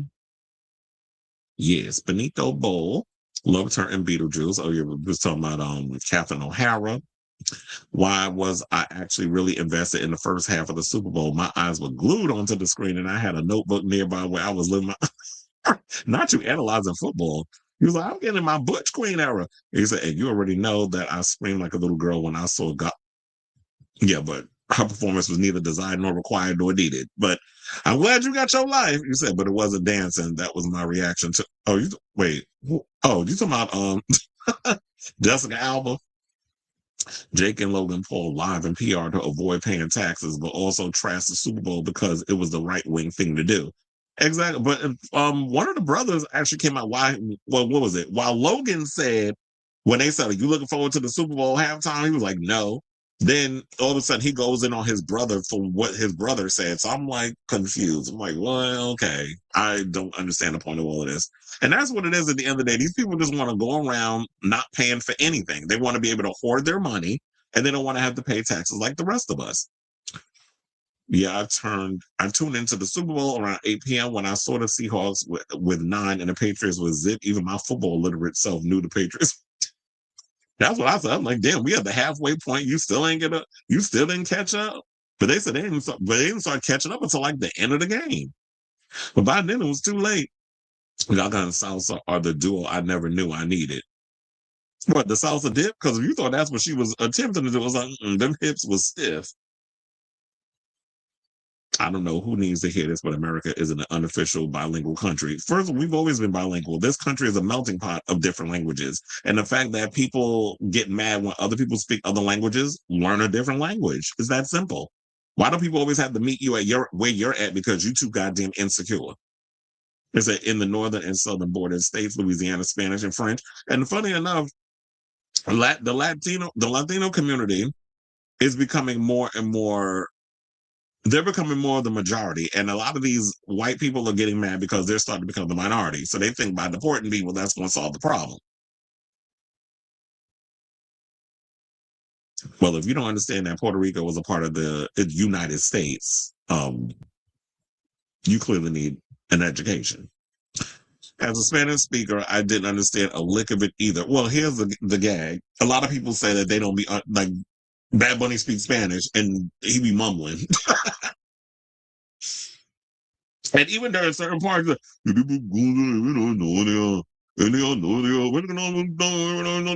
like he said, I'm like, what are you saying? Like, why are you mumbling?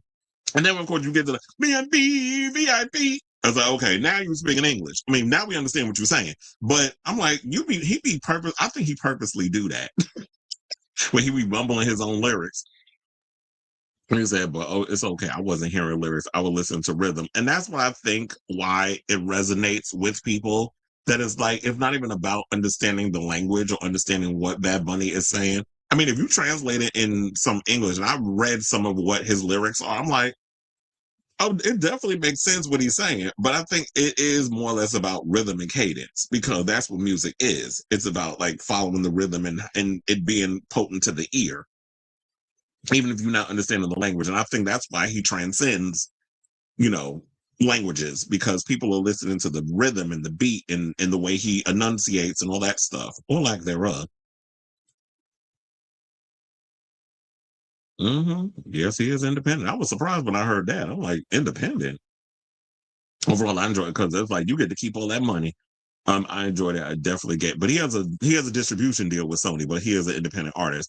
I definitely gave a good party vibe. And while I don't speak Spanish, I let the music do the talking for me, which is what all kinds of music does. Because I listen to all types of music. I listen to music from, I listen to music that's from Portugal, and I listen to music that's from France. I almost said from France, and Spanish music. I listen to all different types of music, and I'll be understanding a lick of what some people be saying. I even listen to like the Afrobeat stuff, and they don't be speaking. Well, some of it is kind of African language, and some of it they throw in English. Even with K-pop, they mix it up. They speak Korean, they speak English, they mix it up, but like Spanglish. But that's what music is. Music is a connector. It's not even always about like understanding what they're saying.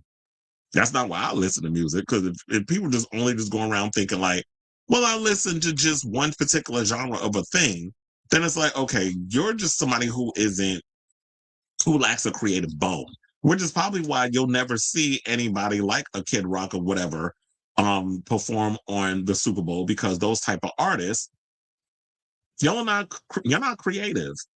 Like most of the people out here who are very successful, when you look at like a Bad Bunny or a Madonna or somebody from that, of that caliber, or a Beyonce, they're always like genuinely creatively curious about different cultures and all these other things, and they incorporate that in their music. And those are the artists that stand the test of time. Michael Jackson, when you would see like why he was so huge, because he tapped into all different genres of music, which made him the king of pop. It's funny how people forget all that. Or is it the fact that social media just makes everybody dumb? Daddy Yankee had confirmed he would turn down an invite to perform Gasoline. Oh yeah, didn't they say that? Didn't they ask him about that a while back? I believe. I think when he came out with that new religious album that he released. I don't even know if anybody's been listening to it. Why does this kept as a Daddy Yankee fan? I haven't even listened to the new album, but I like all his other stuff. Like after he retired, I kind of accepted it and moved on. Now you want to talk about I'm reinventing myself as something else. I was like, okay, no, I already accepted the fact that you retired. So that old person that I used to like is gone. But if he said that he would turn it down, then people need to kind of do that research and look it up instead of getting mad at Benito for not having him there. One of my closest friends, who isn't the biggest fan of pop music, got excited when Gaga popped up on screen. I love the performance and she ate it up. The Mayhem era continues to be her emancipation. Well, and she's still touring with that record, because I told her she's coming to the Garden next month, 2 nights, and then the next day is FKA Twigs. Jake Paul, the Caucasity, of course. People are criticizing Gaga's performance for being random. Then, yeah, well, maybe she should perform Alejandro. But which basically sounds like an Ace of Base track. But when you say that they criticize her Grammy performance as being too basic, and I'm like, well, what did you want her to do? Like, like she can't just go in and come up with new choreography for Abracadabra. Abracadabra has this kind of signature thing that people like. She's not going to go in and just come up with a whole new routine specifically for the Grammys. I'm going to just keep it simple. I'm going to just have instruments around me. The only thing I hated about the performance was the camera shots. But I like the fact that she did something different. You said that is not the same kid. That's a child. Yeah. That's as I was talking about it. Well, I was building up to the reveal, looking at the big box TV that was Little Benito, but I was confused because if it was, then the footage should have shown a Grammy telecast from around the year 2000. Yeah, they could have, but I guess it was like suspension of disbelief. Now, Jessica Alba was in Honey. You remember that hip hop movie? She could move a little. Not you saying a double with Jessica moving her head. I mean, that's probably what it was given.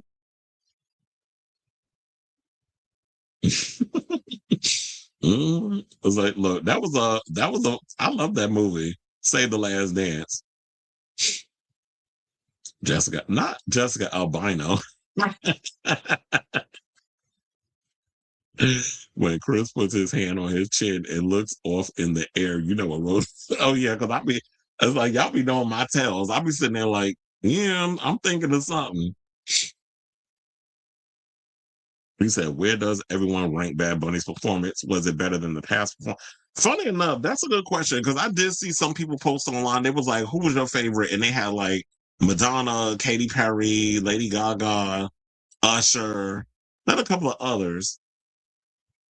And to be honest, I don't know. But I did love Madonna's. Madonna will always be iconic. Diana Ross will always be iconic. Prince will be iconic. Michael Jackson will be iconic. I will put Bad Bunny in my top 5 of Madonna, Prince, Michael Jackson, Bad Bunny. We need a 5th. I guess we'll put, even though that shit was problematic with the titty gate, I guess I'll put Janet up in there in the top 5. Oh wait, no, we gotta put Beyonce. Beyonce's the top. No shade. Janet, you moving to 6. We gotta put Beyonce in the top 5 because Beyonce definitely, Beyonce's performance was everything. with all the little Easter eggs and whatever. And I will say this, the one thing we should give credit to, because Kendrick kind of started the whole thing with the cultural Easter eggs and all that other stuff. I mean, yeah, we had Beyonce who was doing it too with like the Black Panther thing and all that other stuff. But I feel like Kendrick really took it there. And then you saw Bad Bunny kind of do it with Puerto Rico. Bad Bunny's performance is definitely in the top 3. Yeah, it definitely is the top 3. Oh yeah, I forgot about Rihanna and Shakira. Those are hard, but Shakira did it with Jennifer. So, do we put that in the top 5? Anyway, I'm not gonna put Diana Ross and Michael Jackson in, because those was before I was even aware of the damn Super Bowl. So I got to put it when I started becoming aware. So I'll have to come up with my Tapusi.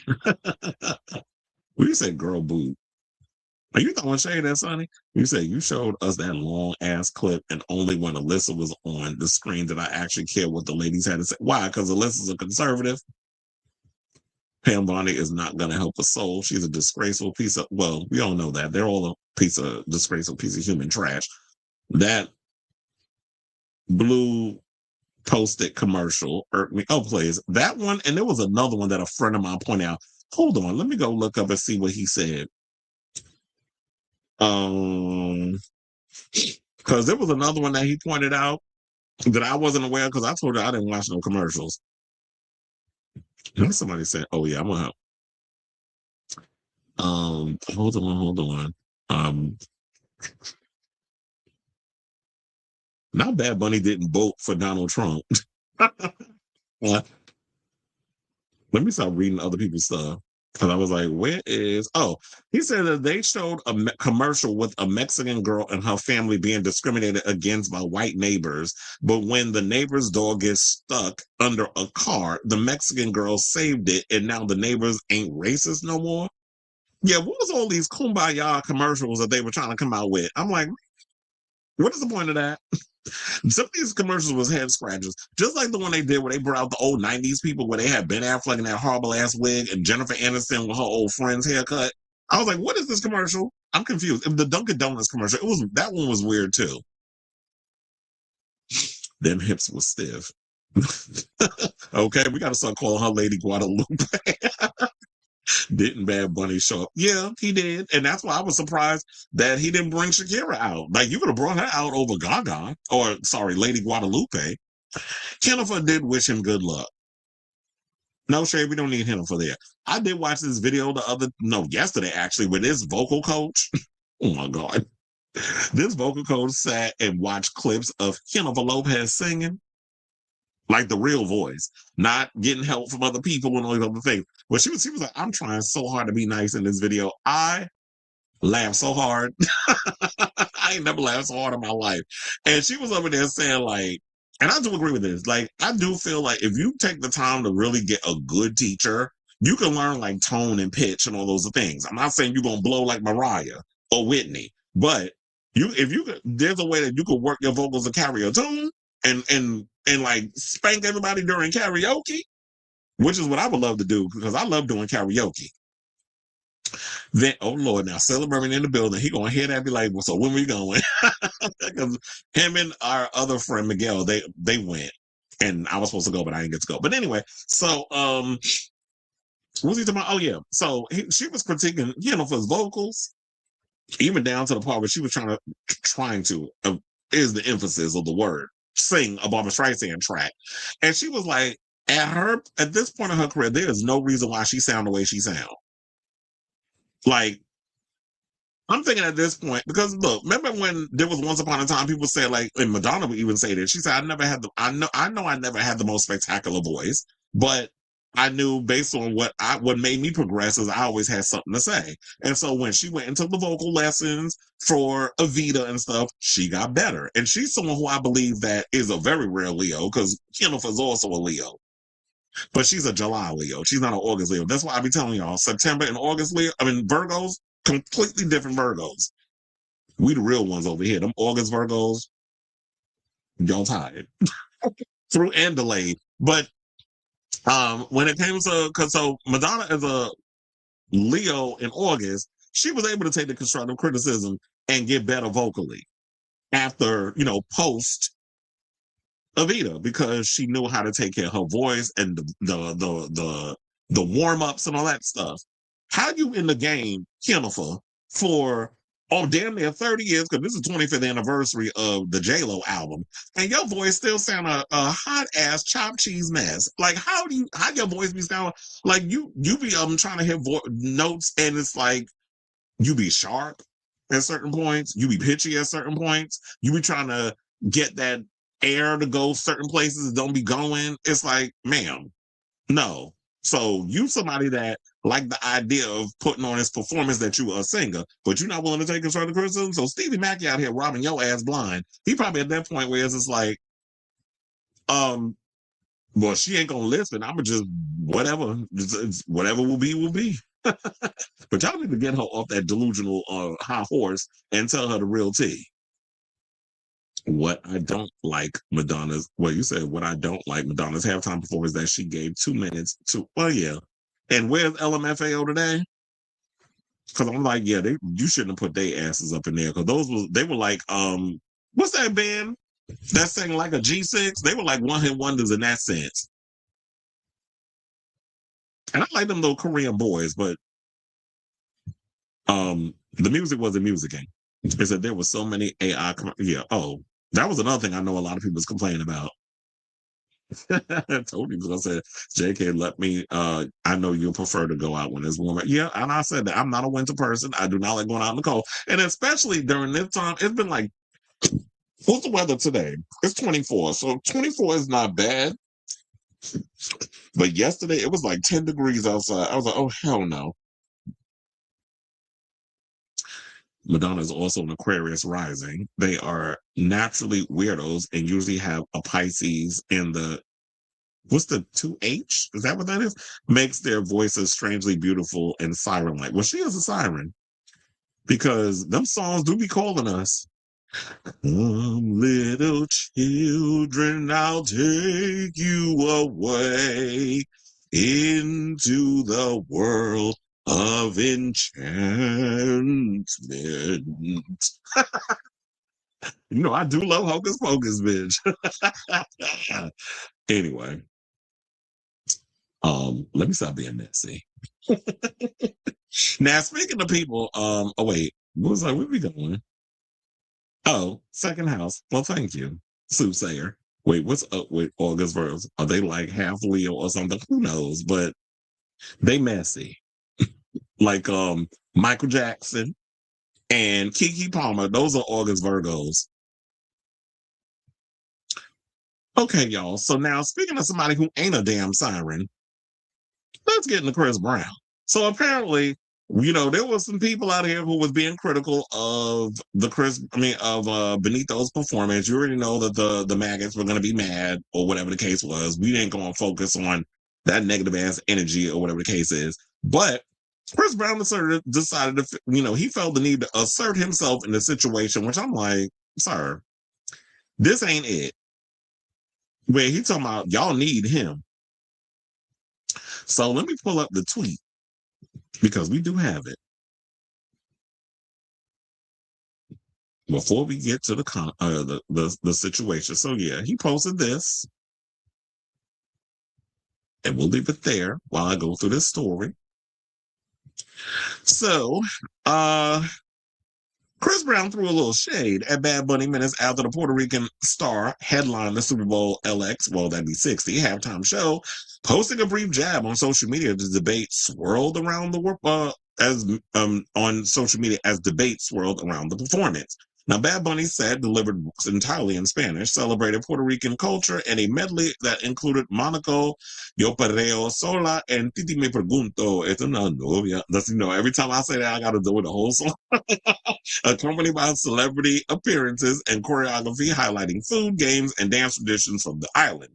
Now, surprise moments featured Lady Guadalupe performing her ballad Die With a Smile, and fellow Puerto Rican star Ricky Martin joining the show. Now, while many viewers praised the performance, it also drew backlash from some critics who objected to the NFL spotlighting a Spanish language act. You mean all the races.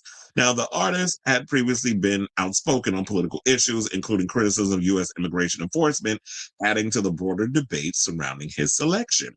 Brown, who has never appeared as a Super Bowl halftime headliner and probably never will after this, and I don't even think they was planning on ever asking him, knowing his past reputation, which, yes, the breezy people may be all, gung-ho and may have forgiven, and he did have the biggest stadium tour that he had just come off of. He had a big stadium tour, so regardless of how people feel about Chris Brown, he's still popping out here in these streets. However, the industry is done with him. They're not interested in having him on their thing. They're not going to bring him in there. He's too damn controversial. So he didn't elaborate on the comment, but it's what we're not going to do is sit up here and forget the fact that, yes, you are talented. You are definitely a great performer. I mean, it don't matter about the lip syncing because they all kind of lip sync on these damn Super Bowl halftime things. So he'll be out there, doing his T-Move Michael Jackson choreography while he lip syncs for his life on that damn stage, if the opportunity presents itself. But the industry is still on it with him about the whole legal troubles that have overshadowed his talent. Because remember, yes, it happened back in 2009, that situation with Rihanna, but them pictures and everything, and the internet is ruthless. They're going to come up in there and they're going to continuously remind you of what you did in Rihanna back in the day. Even though she done moved on, she got A$AP Rocky, she got a bunch of kids with him. She's a billionaire. She's successful. She's saying, fuck this music business, because y'all really still thinking she's going to drop a new album. It ain't coming. I don't think it's coming. I mean, you can prove me wrong or whatever the case. I mean, you don't have to prove me wrong, but I just feel like in my deepest of hearts, Rihanna has moved on from the music business. She just don't have the heart to tell y'all. They'll probably come out and do a little show or whatever every now and again if they throw a couple of dollars at her. But for the most part, she don't need the music business. She made more of her money from her business endeavors, from Fenty Beauty and the fashions and all the other stuff. She don't need music. Music don't pay anyway. Quiet as it's kept. And let's not forget about the whole thing with Karrueche Tran, where she had to take out a court order on you. And then let's not forget about the allegation where you assaulted a music producer in London. And then there was a thing where backstage, you and your goons went and jumped some dude at your concert. So there's been many of things over the years. I could understand if it was a one-time incident with you and Rihanna and you ain't did nothing since. You did your penance, you did your time, you did your community service, you did all the things. And you proved that you were on the up and up. If that was a one-time situation, I will understand that. But you've done so many things repeatedly that it's gotten to the point where people don't take you seriously or want to have that kind of controversy. And with everything going on and Jay-Z trying to turn him, and I know y'all trying to drag him in this situation where y'all saying he in the Epstein files. He is not in the damn Epstein files. So y'all can continue to reach for that bullshit if you want, but he's not in the damn Epstein files. Or whatever. Jay-Z is the one that's running the music situation. So nothing. They're not going to put him in there. He's too much of a liability. And also, the Super Bowl halftime don't pay in crack cocaine. So you're not getting to be up in there and do this performance, whatever the case is. So, Chris, continue to go out and perform and make your coins and sell out your stadiums like you just recently did. You can do all those things, have those accolades. Women will continue to go and support you regardless, because these women out here clearly love a bad boy. Because one of my friends said, I'm going to say this one time, the NFL Super Bowl halftime does not need you. Hell, we don't even need you. You damn sure don't even need us, because you're anti-black as fuck. You don't even like black women. You beat women's asses, and you continue to pander to our community because you want to hold on to your non-black fan base so badly. He said, I'm just going to blame this on the alcohol and crack because you damn sure don't even mean what you just said. Chris out here just being messy. But yeah, I don't necessarily see him ever getting an invite. And you being this messy is not even going to get you on the radar of Apple and all this stuff. They're not willing to take that risk. You can still go out here and you can tour and you can do all the other things. But yeah, quiet as it's kept. You never, I don't think I will ever see up in it. And yeah, it's cute or whatever that people say, yeah, we definitely need him. All this. Even Bussy Mad Ass decided to jump in the situation. And the reality of it is, look, Black artists have had the stage of the Super Bowl halftime for quite a couple of years already. Let other genres of music have their moment. Let Puerto Rico have their moment. Let all the other Hispanic communities have their moment, since they were brought in at the, when that closing, when all the flags and stuff came out. But nevertheless, let Puerto Rico have their moment. Let these people, other cultures have their moment in the spotlight. Black people ain't got to be at the center of everything. You've had the last couple of Super Bowls. Let other people have their thing. So shout out to you, Bad Bunny. And Breezy, stop being a goddamn hater. So I say all this to say, what do you guys think of this story? Whatever your thoughts are, let me know in the comments down below. Or would you like to see Chris Brown in the Super Bowl, even though I don't think it'll ever happen? But regardless of whatever, let me know your thoughts in the comments down below.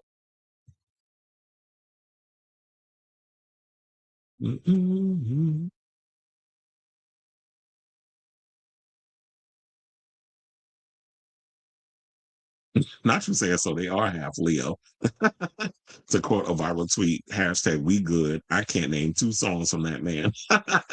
Well, look, yeah, I said that too. I said we good over here. We do not need Chris Brown. Quiet as it's kept. Madonna also has Black Moon Lilith in the first house, which makes her exude sexual, untamed, and raw energy, which explains so much why she is the way she is. Well, I need somebody to read my damn chart. This makes her presence powerful and magnetic, but polarizing. Well, that definitely is spot on. The whole thing where she is powerful and magnetic, but also polarizing. It ain't just Rihanna. He constantly abuses women and even admits if he can't have you, he'll make sure no one else will, and will make your life miserable. Absolutely. And nobody wants a problematic ass wannabe, Bobby Brown wannabe up there performing on a Super Bowl stage. Especially when Jay-Z has a lot to lose in this situation.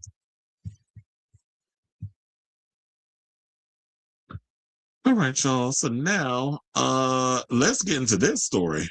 Speaking of Rihanna and Chris Brown, let's talk about Rihanna X. Let's talk about Drake, because apparently that gambling curse done struck. So everybody know, find out whoever Drake is betting on.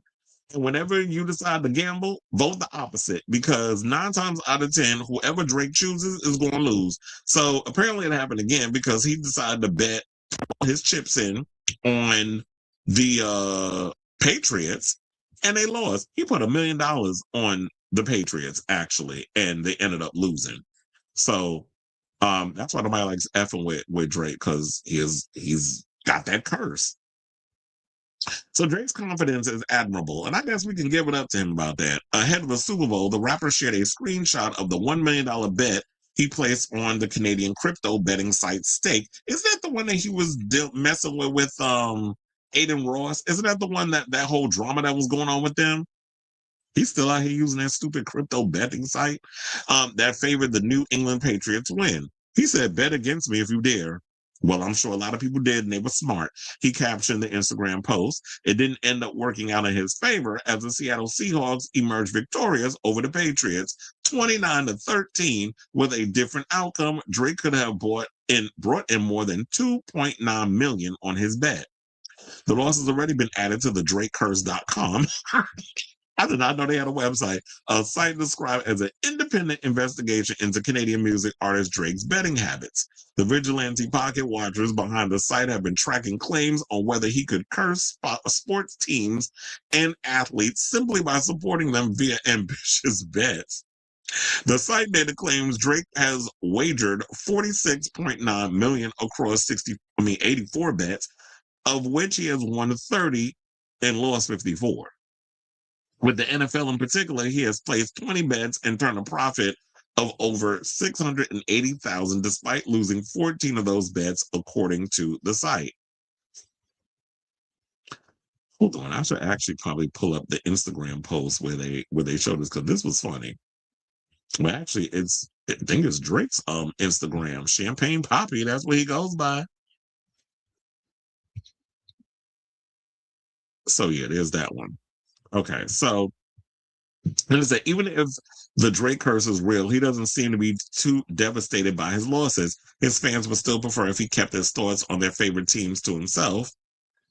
Saying the comments on Drake's post about the Patriots bet are a mix of preemptive congratulations for the Seahawks and pleas for him to delete the photo. Saying, yep, we know how this goes, Red will comment, which has amassed more than 11,000 likes. At least Drake had Mark Wahlberg in his, oh, please, that horrible acting piece of shit, in his corner, who wrote, smart man, it's the thought that counts. I feel like I don't play sports. You don't play sports. Drake said last year in an Instagram video addressing the Drake curse. Whether I picked the wrong team or not, if I could get out there and win for all out your favorite teams, I would. The Drake curse is funny to me, honestly. He mentioned the Toronto Raptors championship win, which he also placed a bet on as evidence that he isn't always wrong, but he doesn't deny that his track record isn't the best. But I'm just like, at the end of the day, when you lose more than you win, there is a problem, or you just got a gambling problem. But my thing is, this is the thing that I find hilarious. These people make so much money, and at the end of the day, they always want to constantly hoard it.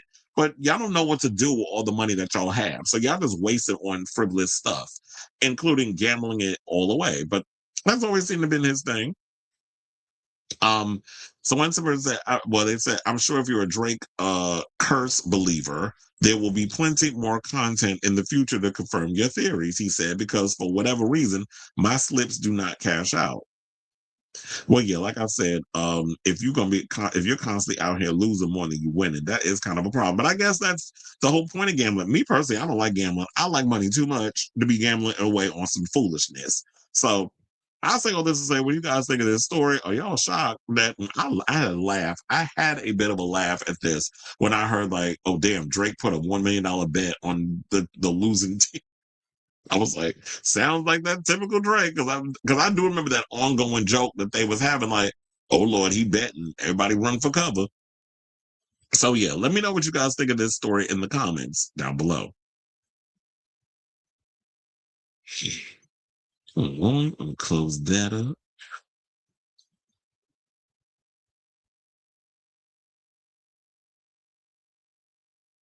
Are we saying can't have?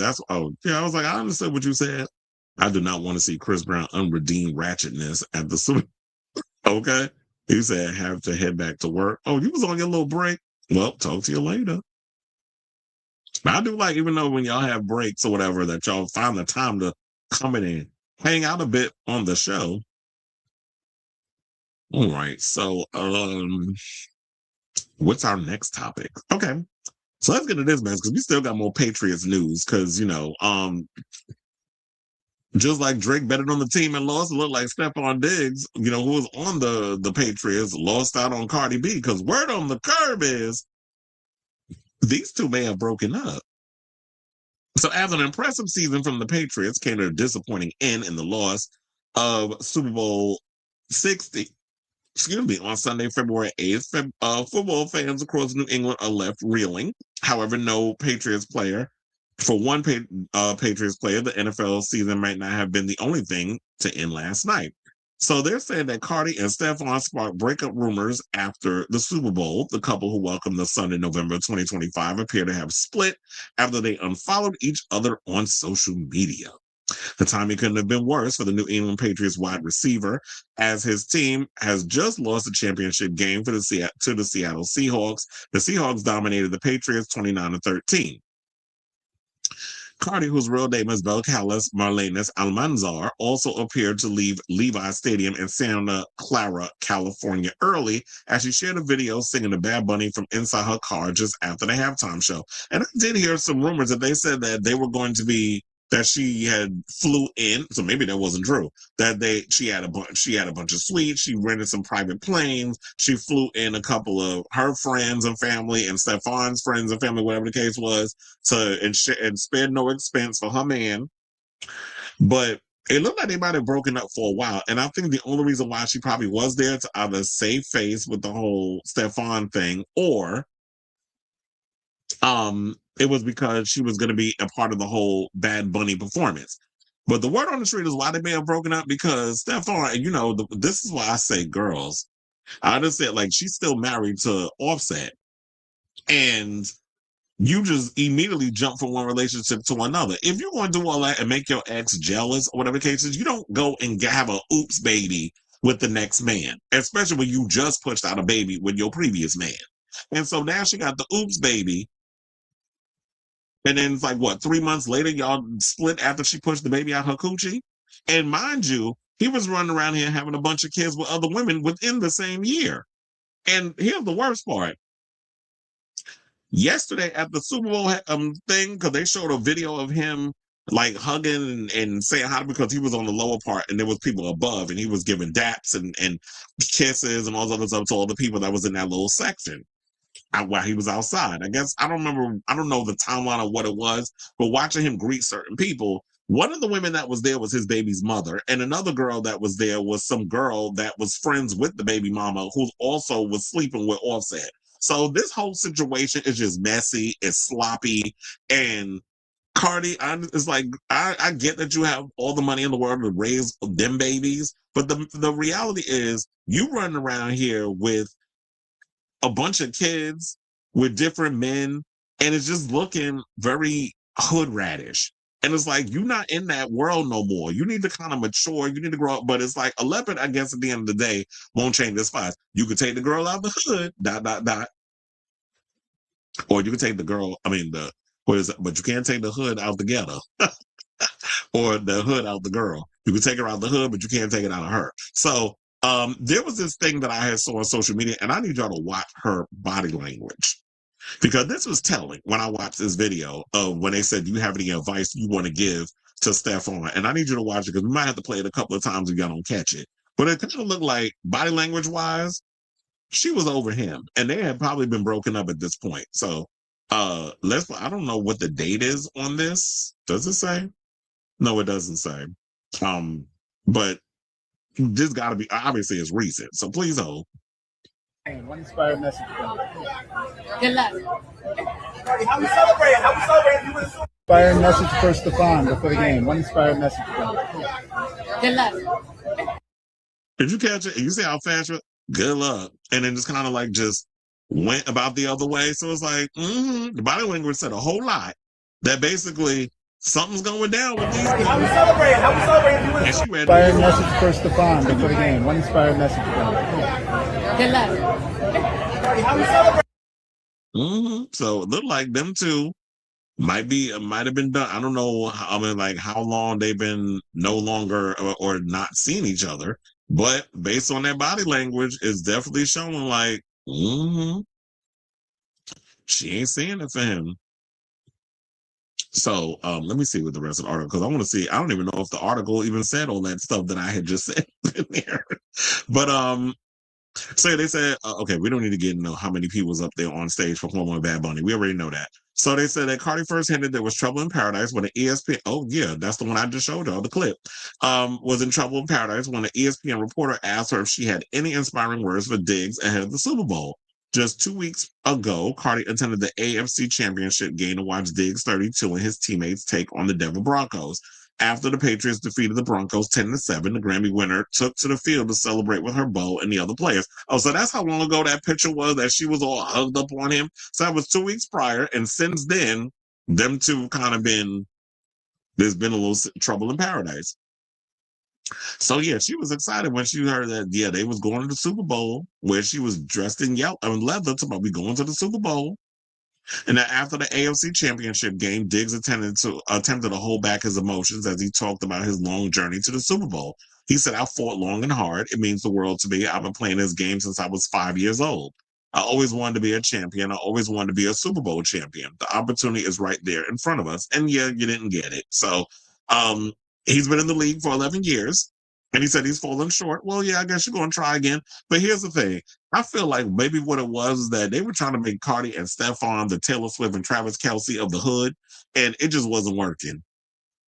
And I think that's probably what it was. And then on top of that, it's like, now you got egg on your face. You looking like the damn fool. One of the baby mamas that was there, I have to say, You want to talk about a bodega baddie? That was what the song that Cardi got. Oh, this thing is bad. When I see pictures of her, I'm like, okay, you got some hotter shits or whatever. And I don't know if it's that Cardi's got some deep insecure type of situation or whatever going on, but you got to stop being so damn messy in your relationships. Like, put an IUD up in your coochie or whatever the case is. I know some people, why don't he put something on? Because we know that if she out here spreading them legs and getting fucked, lovely. She ain't running around here expecting some guy to just put a condom on. Cardi ain't the type that look like she gives like she likes it raw. Ooh, baby, I like it raw. Yeah, baby, I like it raw. And she look like she like it raw. So she ain't trying to ask no man to put no condom on. So if you're gonna be out here raw dogging it, somebody's got to do something on their end where you're not just gonna be popping out babies. Because here's the thing, y'all can unfollow each other all you want on social media, but you can't unfollow a baby, especially when y'all got that connection. You are forever connected to him because you decided to get pregnant by this man instead of not being so damn sloppy when you getting it in. And I've seen like with Stefon, full body. Miss Thing out here walking around with baby making hips. I ain't gonna say his hips is about as big as Kris Jenner man, but he's stacked in the front and the back, or as Funky Donnie would say, the bike. So he's stacked up, and we know that she like him with all that meat between me down there. So Cardi definitely was like, she get dignitized easily. That she loves sex, and there's nothing wrong with that. We all like our things. We all like getting it in because we grown. But if we're going to be doing grown man things, then you need to be up in here also being careful and not just populating the earth with so many different baby daddies like he is with all these different baby mamas, because that to me is sloppy. I don't like it on either end where y'all out here with multiple babies from all these different people and just being sloppy and messy. Because then it shows like, at the end of the day, they are kind of like us, except their bank accounts is just bigger. So another one allegedly bites the dust with Cardi B. And mind you, she's still married to Offset. Now I will say this. It do seem like he was a definite upgrade from Offset. But the behaviors in regards to being sloppy with how many kids you got and just sleeping around with all these women, similar behaviors. It's just that it seemed like Stefon was a little more mature than Offset, but it did kind of in a way that you just got he's a slight upgrade, but there's still similarities to your ex, which makes me kind of look at you as, when I always say, the type of men that the company you keep, the type of men you call into your life, your relationship, is a reflection of who you are as a person. So the type of men she out here choosing, it's showing definitely a lot of the insecurities Cardi got going on with her. I don't know if she got daddy issues, whatever the case is, but it's starting to show up in a lot of the men that you date. So, and you get pregnant by. So I say all this to say, what do you guys think of this story in regards to these rumors going around that Cardi B allegedly is no longer with Stefon because they unfollowed each other on social media? And like I said before, you're going to follow each other on social media all y'all want. You're forever connected to that man because now you have a child with him. So let me know what you think of this story in the comments down below. With Drake's gambling track record, he could instead give the money and bet that, unlike him, I'll do smart things with the money, give him a better statistic than his about 60% of losses. I was always saying, like, instead of wasting, I don't know, because if it was me, I ain't going to tell nobody how to spend their money, but if it was me, instead of me wasting and throwing away money, I would definitely put a lot of that money into trying to help other people. I'm not saying like family members where they got their hand out with, I need a new car. Can you help give me a couple of, no, I want to help a community of people. So that's what I would be doing. All right, y'all. So now, all right, let's get into this Sherri Shepherd story. So Sherri Shepherd finally returned to work after wait, hold on now, because there's Siri up in here. Thought I said Siri and I said Sherri. I tell you, this bitch is nosy. So anyway, let's start over. So Sherri Shepherd returned to work today because she had the 19, and so she had to take a couple of days off. But I guess now it's like you could spend like maybe 5 days out of work and you come back and you're good as new. So yeah, she finally came out to work today and she addressed, her show being canceled. And so we do have that full segment. We're gonna play it. And yeah, so she previously teased that she would talk about the show ending, but had to take some time off to being, as we said, diagnosed with COVID. So yeah, we're gonna play the clip and we're gonna come back after this segment. And I was like, let me double check and see if I changed the playback speed. Because sometimes people want to get you up in there, and then we'll come back and talk. All right, please hold. This is a hard morning for all of us here at Sherri. And I know that you have seen the news, and I'm ready to address it. Our show has not been renewed for another season. And I want to say to y'all, everybody, y'all try not to faint or fall out, because healthcare is expensive and none of us have it anymore. So y'all don't fall out. But I have to say, in thinking about it, I'm truly overwhelmed by the outpouring of love that I have received from all of you. So from the audience to everybody on social media, to people who stop me in the store and still talk to me, despite me not having a wig on, they still talk to me. From the emails and the texts, the messages, I feel every bit of the love that you've been sending to me. And thank you so much. And thank you. I want to say from the bottom of my heart, I want to thank you. I want to thank you for welcoming me into your homes every single day. I want to thank you for laughing and crying with us. Thank you for supporting my unhealthy obsession with Lenny Kravitz. But I got to tell you, when I first started, the show was built on one thing, and what I wanted it built on was joy. Joy. The intention of this show was always was my prayer for you to leave happier than when you came. And you know this, I've talked about this. It has been freezing. Of a talk show. And I'm so grateful I got the chance to do it for 4 seasons. But I want to be clear. I'm not ready to throw in the towel on the show just yet. I'm not. We're going to be airing episodes all through the fall, and we're going to continue to fight to keep the show alive in some way, shape, or form. Yes. I guess we can stop it there. You can sit up there and cheese all you want, sis. But the reality is, it's not going to happen. The ship has sailed. The numbers ain't doing what needs to be done. The landscape is changing. Y'all are trying to compete with the likes of us over here on YouTube.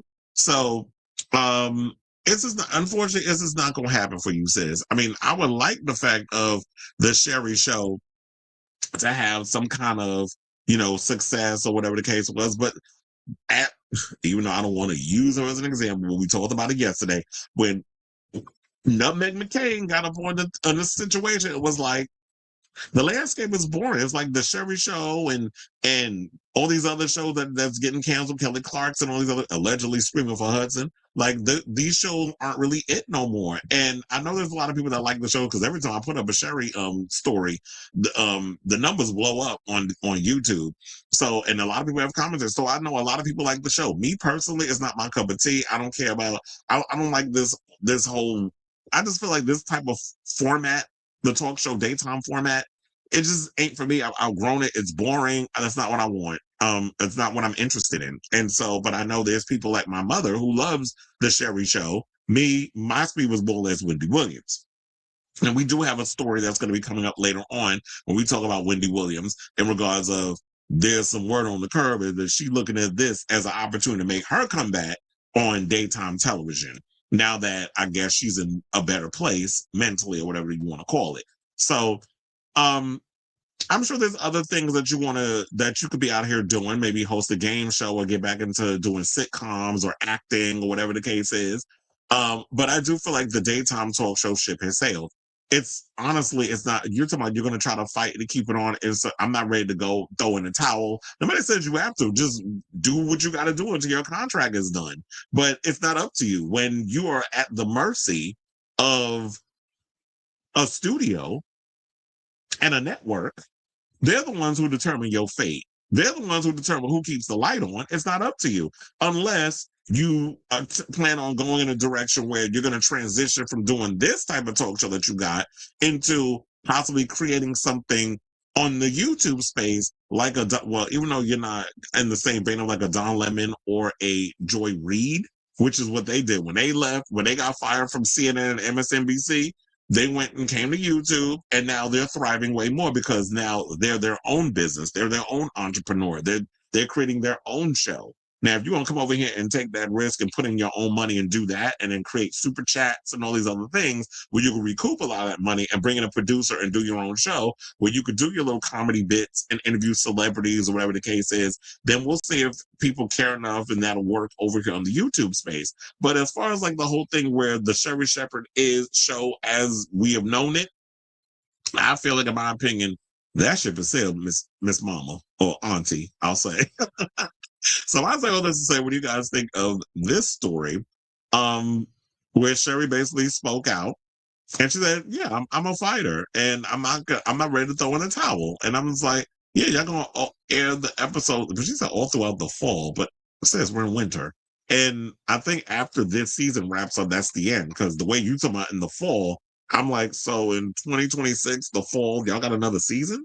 So I'm thinking it's got to be the end of this season is when it's. So I don't know. I'm confused of how they're trying to present it, but it's like, I guess maybe they consider this entire season the fall season, but we done moved on from the fall. It's the winter. We're about to go into spring next month. So let me know what you guys think of this story. I was saying in a couple of weeks, actually, in the comments down below. All right. So now speaking of Wendy Williams, let's get into Miss Wendy.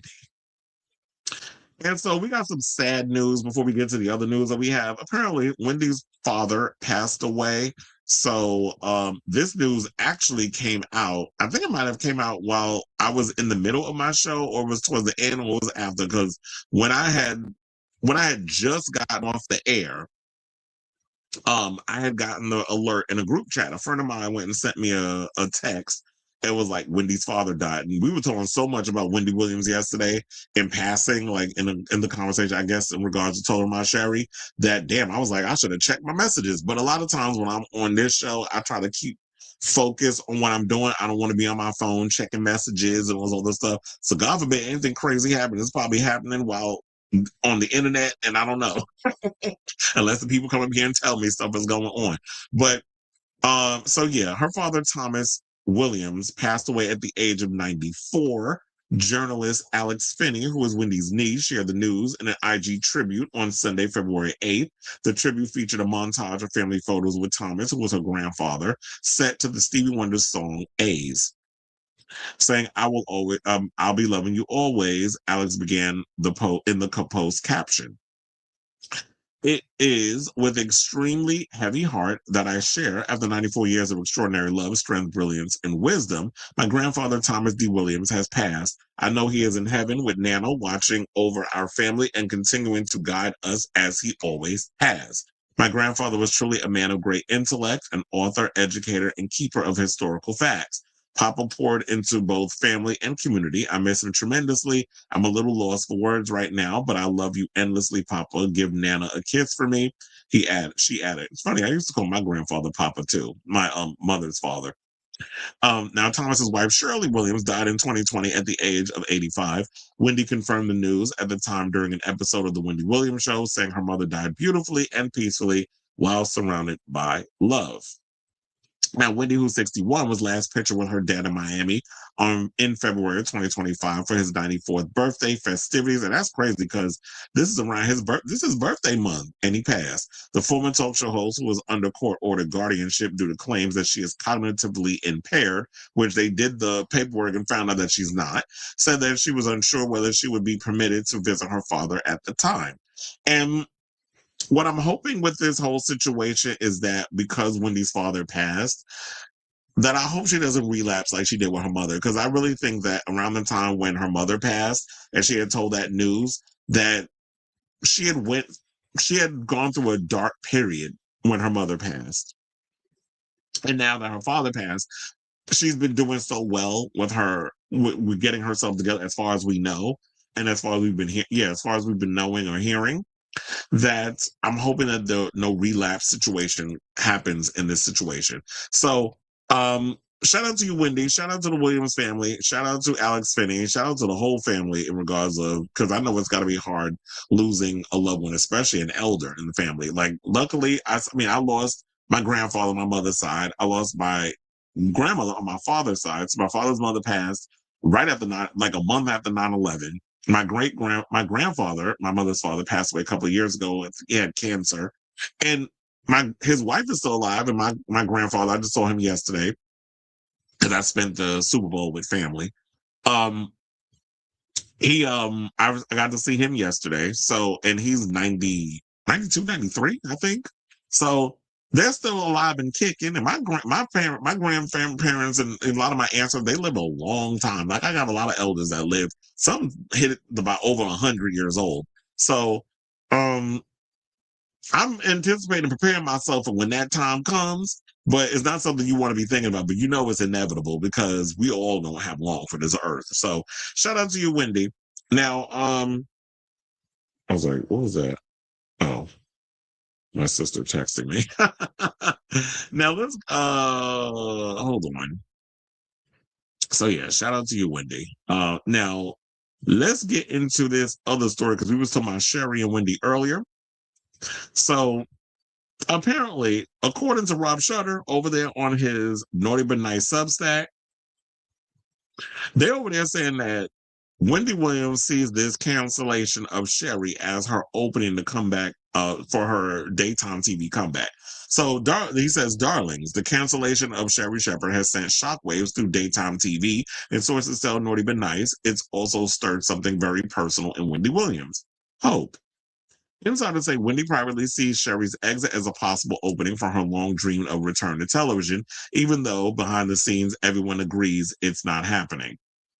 They said Wendy misses being on TV more than anything, one longtime confidant tells me. She still thinks of that hour as hers. Sources say Wendy never truly forgave Sherri for stepping into her former time slot when the Wendy Williams show ended. In Wendy's mind, the seat was borrowed, not inherited, another insider explains. She felt replaced, not relieved.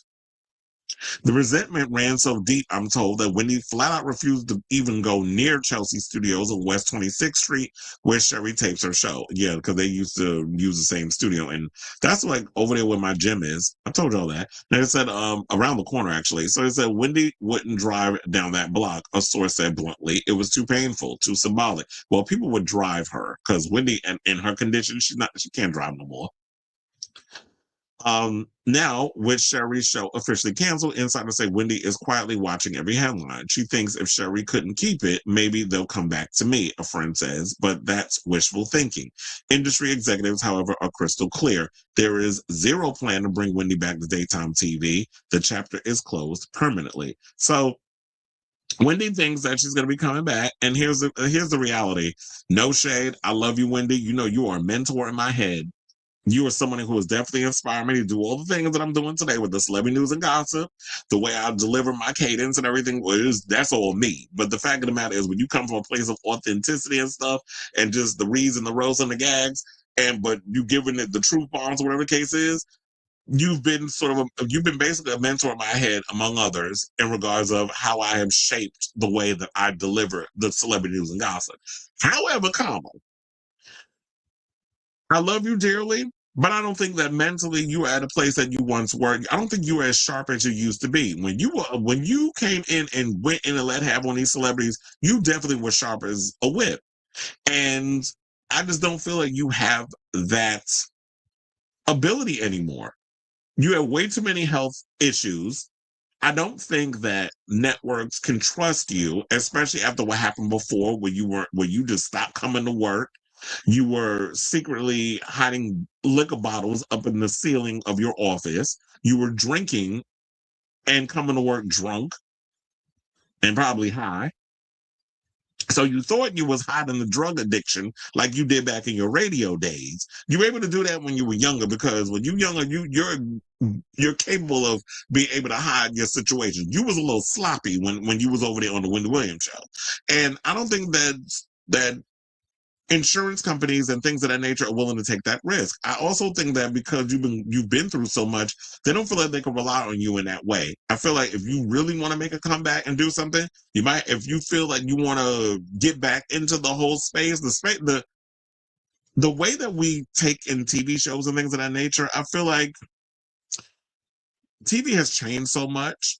Now it's more or less YouTube and the internet. If you really want to get into doing something back in your neck of the woods of celebrity news and gossip, podcasting, or do a YouTube show like how I would do my show, or Funky Dineva, or one of those types, where you could build a studio in your apartment or whatever. Once you get out of this guardianship, build something, sit behind a desk or whatever, or get that iconic purple chair wherever it is, sit in it, have your little monitor and your one producer, whatever the case is, and put together a little show. Take it back old school, how you used to do the old Wendy Got the Heat and that type of show. If you're really serious, I feel like you will thrive much more in the podcast YouTube space than you would on network television, because network TV, quiet as it's kept, like I said, is not what it used to be. Yes, you were the queen of what you did at the time, and we loved what you delivered when you did the Wendy Williams show. Nobody did it like how you did it. We love the fact that how you was raw, you were uncut, you were real, you were messy, and we lived for the roast and the gags and the shade. That's why we live for it. You're like a man trapped in a woman's body. You were you were giving drag queen tease. That's why the gays live for Wendy so much, because she delivers her cadence like a shady drag queen. Like, she gives that. But if she wants to come back and do the whole Wendy Williams show type thing on network television, and quiet as it's kept, you will make way more money on YouTube in that space if you surround yourself with the right people who really know how to finagle through the internet space. You will make more money there than you would on network television. So that might be your best bet. But I honestly don't feel like, even if you were to plop her up and did the YouTube thing, that brain ain't as sharp as it once was. So I don't even know if she still has it. But if you really want to come back, that's the route I would say that you have to go. So I'll say all this to say, what do you guys think of this story regarding the news regarding Wendy's father? And also this news that Wendy wants to come back to daytime TV. She sees this whole thing, allegedly, according to Rob Shutter, this is an opening for her to come back to daytime TV. While it would be great and wishful thinking, I just don't think that it's a reality. Even if she wanted to come back, I just don't feel like they're willing to take, the networks are willing to take that risk on her. Because remember, also when that big back broad went and took her down to NBC, and she was supposed to have a meeting to get a show on, they flew to LA, didn't even tell the manager. Remember that story? And we seen it in the documentary. And she showed up, she was getting fed alcohol from the girl. She was drunk as a skunk, and she was a mess. And you got letting her go up in there and try to pitch a show when she's looking a hot ass mess. And it's like, well, what are you doing? She's not even in the best condition, and you exploiting her. So that's also probably a thing that, and Hollywood don't forget. You think that they do? They'll forget they don't forget certain things. And if that's the last way that they saw you, and then, oh no, we can't trust that we want to take that risk. Not when you come over here as like a hot drunken ass mess. So let me know what you guys think of this story in the comments down below. Ooh, all right.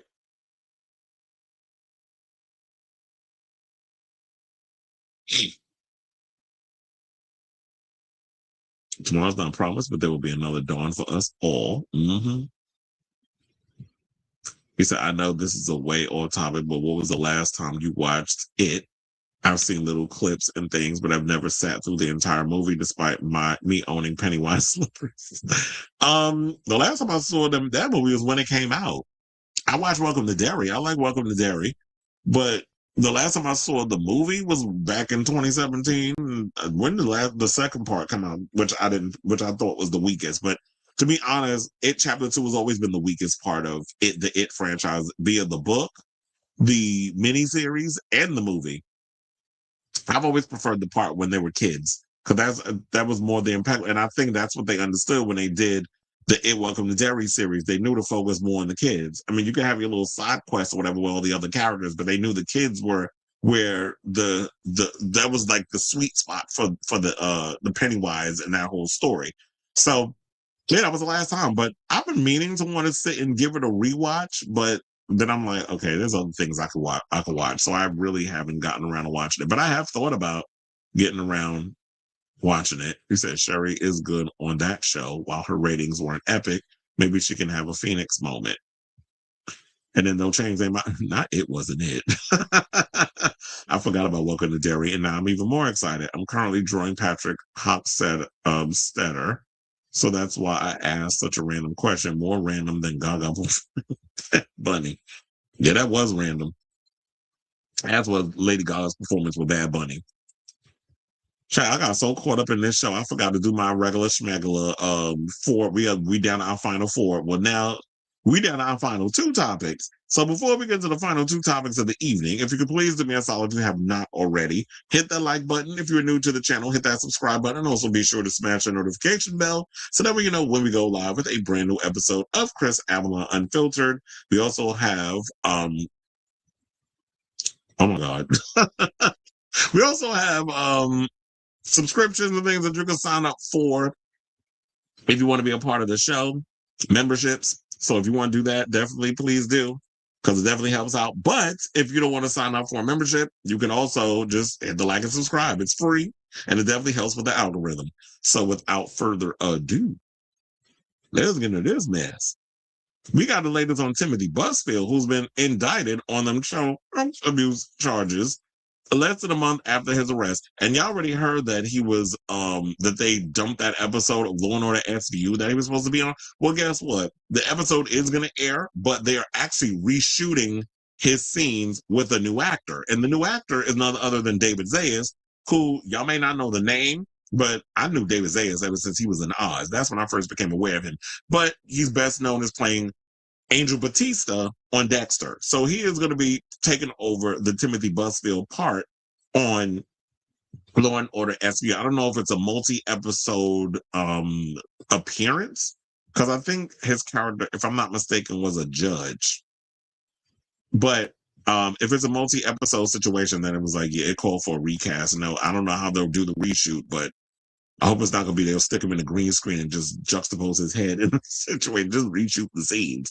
So they said, as with all criminal proceedings, Mr. Busfield is presumed innocent unless and until proven guilty by the court of law. That's what Bernalillo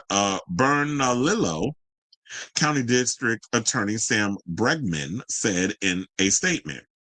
This case will proceed through the judicial process and is expected to move forward to trial. Now, Bregman added that the case will be prosecuted by his office's Special Victims Unit. Funny how he's on Special Victims Unit, Law and Order, and now the Special Victims Unit done came for him, and that no further information would be released at this time. Busfield's attorney, Larry Stein, said the indictment was not expected, saying, quote, as the saying goes, a grand jury will indict a ham sandwich. Not you comparing this situation to a ham sandwich, Stein said in a statement to NBC News on Friday. What is deeply concerning is that the district attorney is choosing to proceed on a case that is fundamentally unsound and cannot be proven at trial. Well, the reality is, I don't think when it comes to sexual abuse, unless you got full-on evidence of soilation and things, or they reported the grapes or whatever the case was shortly after and nobody took a shower and things were swabbed and all these other things and semen was found on, they were able to scoop that up and use that as evidence. It is very hard to prove abuse, let alone sexual abuse, in the court of law. It usually is a hearsay type situation. So they said this prosecution appears driven by something other than facts of the law. Mr. Busfield will fight these charges at every stage and looks forward to testing the state's case in open court, where evidence matters, not behind closed doors. The development comes less than a month after Busfield, who's 68, was arrested on charges of child abuse and criminal sexual contact with a minor. He has denied those allegations, which involved 2 young boys who appeared on a Fox series that Busfield directed and acted in. Busfield is accused of touching the children on multiple occasions on the set of The Cleaning Lady between November 2022 and spring of 2024. Now, Busfield's attorneys have said the allegations are part of a revenge plot manufactured by the boys' parents after the children lost their roles on The Cleaning Lady.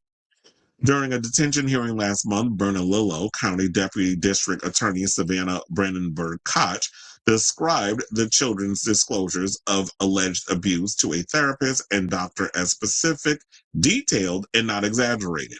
During the hearing, the show's director of photography testified that he saw no inappropriate contact between Busfield and the children.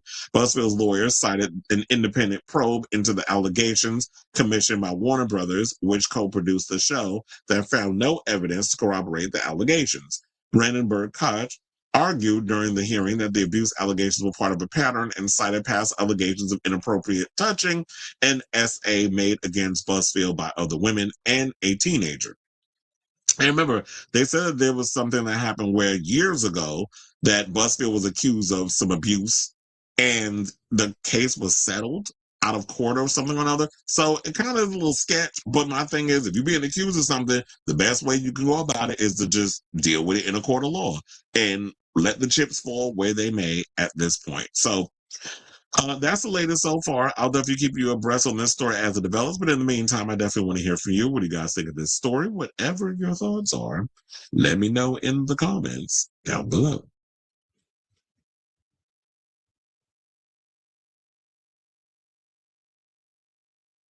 Oh yeah, I'm definitely saying I'm going to be doing a Patreon because I did say that what I want to do is I want to start reviewing albums and things like that, because you can't get away with that on YouTube. Apparently, they want to go in on you if you listen to music and all this other stuff. But I do think that I'd probably be better off if I did a Patreon, because then I could do movie reviews there, which would be separate from, and I think what I would start doing is focusing wholeheartedly on celebrity gossip with this channel. And then the Patreon, I could do movie reviews, music reviews, and breaking down songs. Sidebar, did y'all know that Nick Jonas put out a new album? I'm like, that was some horrible ass promotion, because I just found out, I didn't find out that Nick Jonas put out an album until all of a sudden he started dropping all these singles on YouTube. And I'm like, so wait, did Nick Jonas drop a new album? Because I'm like, normally if you drop in the first single, when you drop the first single, it's just like one song in a video. I'm like, look, so far, I'm liking the fact that a lot of these millennials, because I would think, would Nick Jonas and who's the other one, Zayn, would they be considered millennials or early Gen Z? Because they give me aren't they like in their mid-30s or something or another? But anyway, it don't matter. I'm liking the fact that we got the Zayns who went back to R&B Zayn, because I wasn't liking the other music he was doing. I mean, maybe he'll make it work when he's touring, but I like when he went R&B Zayn. And then I like that Nick Jonas, I like the new single with him and the inner child, that's his puppet and all this. I like the video, I like the song. I'm definitely looking forward to the album. Since I'm going to be working tomorrow, I'll probably take the time to listen to it. But I'm just glad that a lot of these artists I grew up on, and I was like, yeah, y'all were kind of slipping at one point where I wasn't really feeling y'all music, that y'all bringing it back to what we liked about y'all. Y'all had your little moment of experimentation, and now you're bringing it back to what we love about y'all. Oh yeah. Oh, you said, oh yeah, Gen Z is like, oh, that's what man. That said, it's got to be is he like a millennial?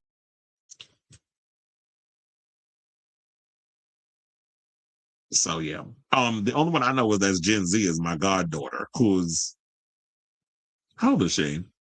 26, 25, 26. And I spoke to her the other day on FaceTime. Look, I can't, because she got a boyfriend. She got all this other stuff. It's like, I just can't, because it's like, it just makes me feel so old. But, and I never met him in person, but I did speak to him. He's a nice kid though. So very respectful. He got to meet a lot of my family, including my mother, for the first time, and got along with everybody. I'm a proud daddy. So anyway, let's get into our final topic. Since we started with, in so many ways, Bad Bunny, we're gonna end with Bad Bunny. So yesterday during the Super Bowl, a friend of mine actually got to dance for Bad Bunny. And I forgot that his husband, who actually I'm friends with, Jorge Shalalpa, who I've told y'all about on this show, he has a series called Strange Love that, if you haven't seen it, it's a queer Latino web series. I think it might be on Prime Video, but I know it's also on YouTube. Very raw and uncut. He even sent it to me, the raw and uncut stuff. So you see nudity, you see all that stuff. Even though you do see it on YouTube. And Naysha Lopez is in an episode, and a bunch of other celebrities. So his husband, who played the slut on the show, actually Alexis, it was one of Bad Bunny's dancers. I might have to pull up the picture so that way. Wait, hold on, let me see, because I know there is a picture in here where it shows. Hold on, let me just make that. I might have to make that real quick. I know I should have prepared it. Now I'm thinking about it at the last minute. Okay, this is annoying because people always sending me shit on social media, and I gotta close it. But yeah, I was like, let me get this real quick, and then we'll get into it, because I wanted to get this picture so that way if y'all didn't see him, and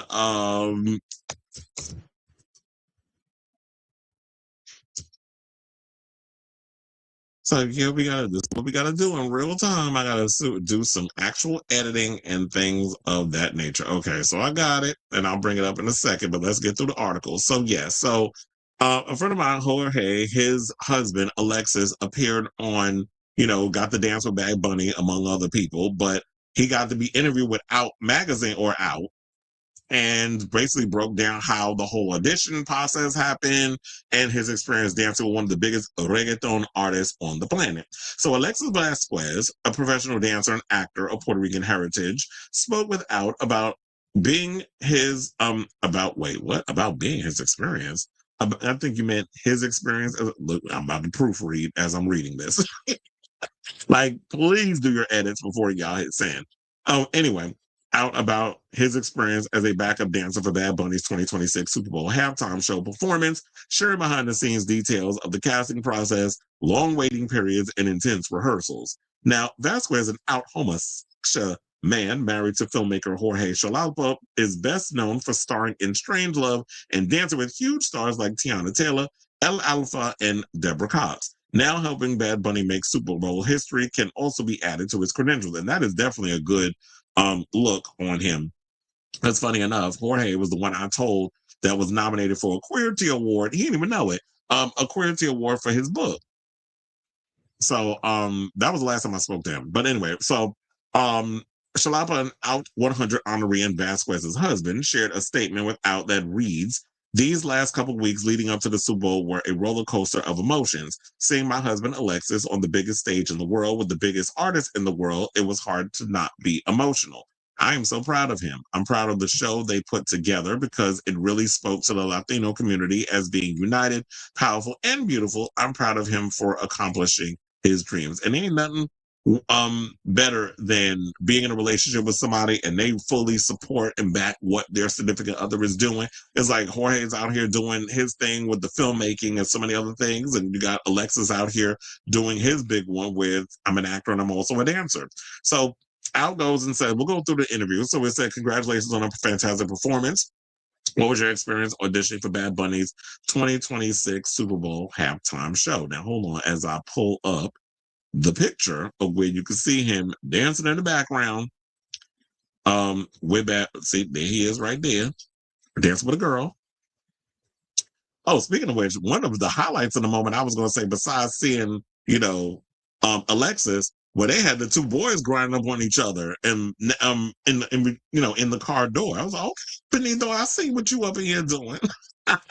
But anyway, he said, it started in early December when I got the first email from my agents. I had no idea what it was for. We were told it was just a private call that worked for a month. between January and February, I was really confused about the events, what events could possibly be coming up, including the Grammys, the World Cup, and the NBA All-Star Game. So I went to the audition a couple of days after the email came through, and I realized what I was signing up for. This was the Super Bowl, and the artist that we were going to dance for was Bad Bunny.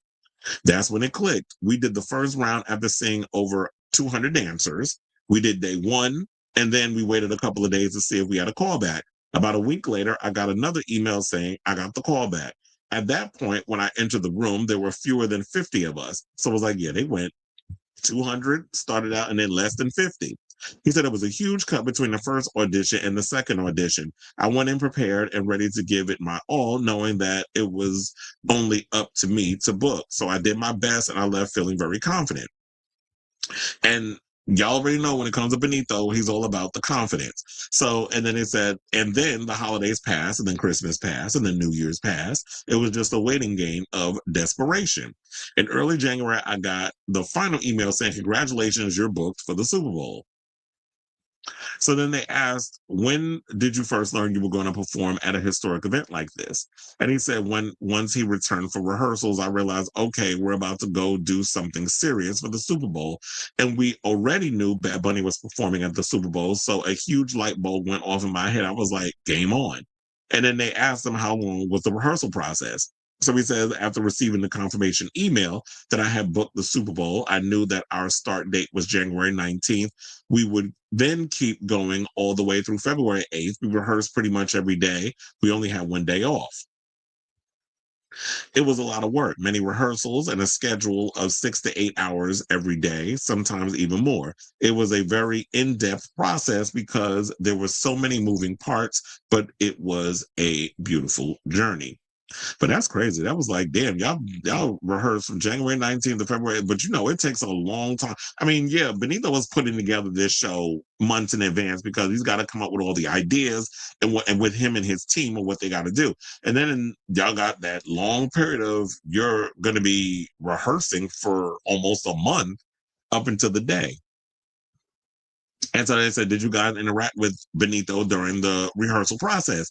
He said he came in ready to learn his track and collaborate on making a great show. He did give us our props. He was very happy. Collaborating with him and creating a masterpiece has been a dream come true. And then they also asked him what was the general vibe between the other dancers who will be featured in this as well. Was everyone nervous, excited, or feeling any type of way? Was there a lot of support as well as intense criticism? From day one of the announcement that Bad Bunny would headline the Super Bowl, how did you and the other dancers navigate that chaotic rhetoric? He said everyone was great. They were all excited for the project. I can only speak for myself and not the other dancers, but I know that I was having a great time. The energy was amazing in the room. I believe that everyone knew this is bigger than all of us as far as what the message would come across. And I was going to say, like, you would think that, yeah, with something of this caliber going on with Bad Bunny, that you would know that this is going to be an iconic moment. And you got to realize that this is, at this point, this is bigger than all of us in this room. And we have to show up and show out. And I was trying to open up the damn video, but apparently it's not even opening up. I'm like, what's going on? Because I wanted to actually show y'all the video of him backstage. Oh, I got it. So we'll get to that in a second. So yeah, so like showing that basically, oh yeah, this is bigger than all of us, that it's about the message. This is going to be a shift on the culture. We got to do it for the culture. So this is a lot that is going to be put on us. And we just, like, everybody is here for a reason. I always looking at that when things are going good in life, or when you're put in a certain position, it's like, oh no, this is a responsibility that I have to take upon. And I definitely want to show, like, I'm about to be a part of history, and I don't want to fuck this up. So that's how I would have approached it. And then he said, how did you feel in the rehearsal process to be attached to such an amazing moment? He said, it's been a dream come true. It's such a huge, huge blessing.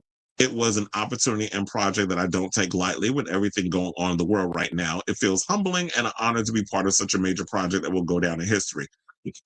Now, with that being said, I want to show you the clip of him backstage of Benito showing full gratitude of, you know, after the whole performance and all the other stuff. So we'll come back, we'll play this clip, and then we'll talk. Please hold.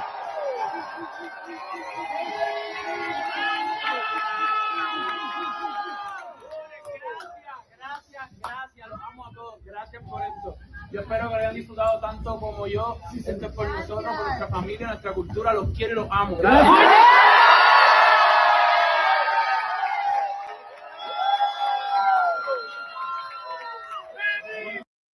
Okay, here's the thing. First of all, I need to get my hands on that crop top hoodie. Cause I was like, okay, now I was looking for that crop top hoodie. I was like, oh, I need that one. But anyway, so we're almost done with the interview. So let's continue.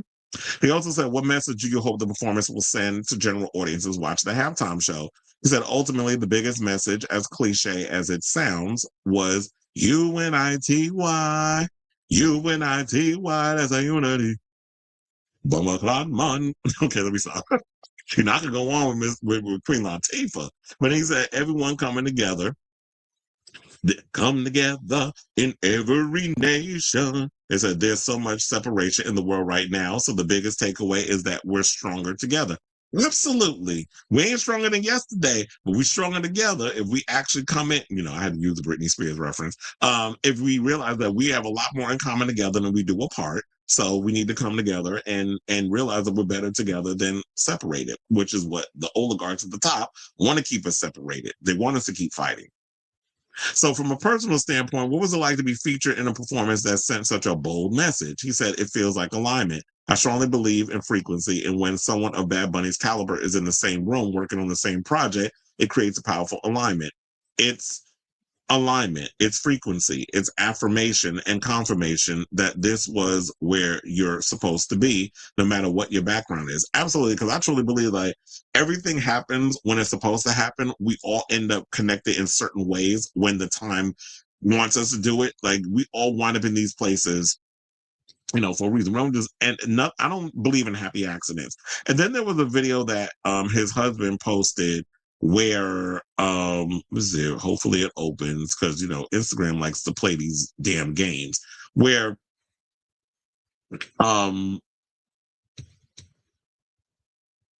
Vasquez's husband, where Jorge's shared an adorable video in which Vasquez is seen chatting with his mom and getting emotional, because I think it was around the time when he found out that he booked the gig. There was also another dancer that appeared in the Bad Bunny thing where I saw a video of him where he posted posted a video of himself telling his mother that he booked the Bad Bunny Super Bowl halftime gig. So there's a lot of the dancers that's been doing that. I forget his name, but I saw that video yesterday. But yeah, here's a clip of this. Hold on. Before he heads to the Levi Stadium for today's Benito Bowl. Que Diosito, mi Virgen y mis abuelitos te acompañen y que sea un exitoso súper. Y que te sientas bien ligerito y que le des duro, ¿ok? Gracias, mamá. Y aquí estamos, bueno, porque todo salga bien y mucho ánimo y Diosito va contigo, ¿ok? Gracias, mamá, sí, gracias. Bendiciones, muchas. Bendición. Con todo. Bendiciones. Gracias. Te acompañe. Bye. Watch my mom give my. All right, so with all that being said, I just want to say, go after your dreams. Nothing is impossible. Like Bad Bunny said to the little kid when he was handing the Grammy, it's just like, you know what? You got to believe in you. That's the only way that you're going to be able to get where you need to get in the world. So, and I truly believe that. Like, you have to believe wholeheartedly in yourself, because if you don't believe in you, who the hell else will? And it's like RuPaul says, if you can't love yourself, how the hell are you going to love somebody else? Can I get a hallelujah up in this bitch? But anyway, with all that jokes. Congratulations, Jorge. Congratulations to your husband, Alexis, who, yeah, definitely, that's going to look good on the resume. So, yeah, you could just walk up in the room like a baddie, be like, yeah, bitch, and what? I got to book the Bad Bunny Super Bowl halftime. You hoes could never, no, I'm just playing. But just, you can walk in with, like, get your big one, whatever the case is, and that's a good thing to have in your resume. So now when you walk up at other events and they see that on there, it's like, okay, this kid is serious. Because if you booking Bad Bunny, that's definitely a notch on the industry bell, performance bell. So yeah, I'll say all this to say, what do you guys think of this story? I thought it was lovely. I thought I'd share it with you all to close out the show, since it was heavily on the whole Super Bowl halftime situation. So yeah, let me know what you guys think of this story in the comments down below.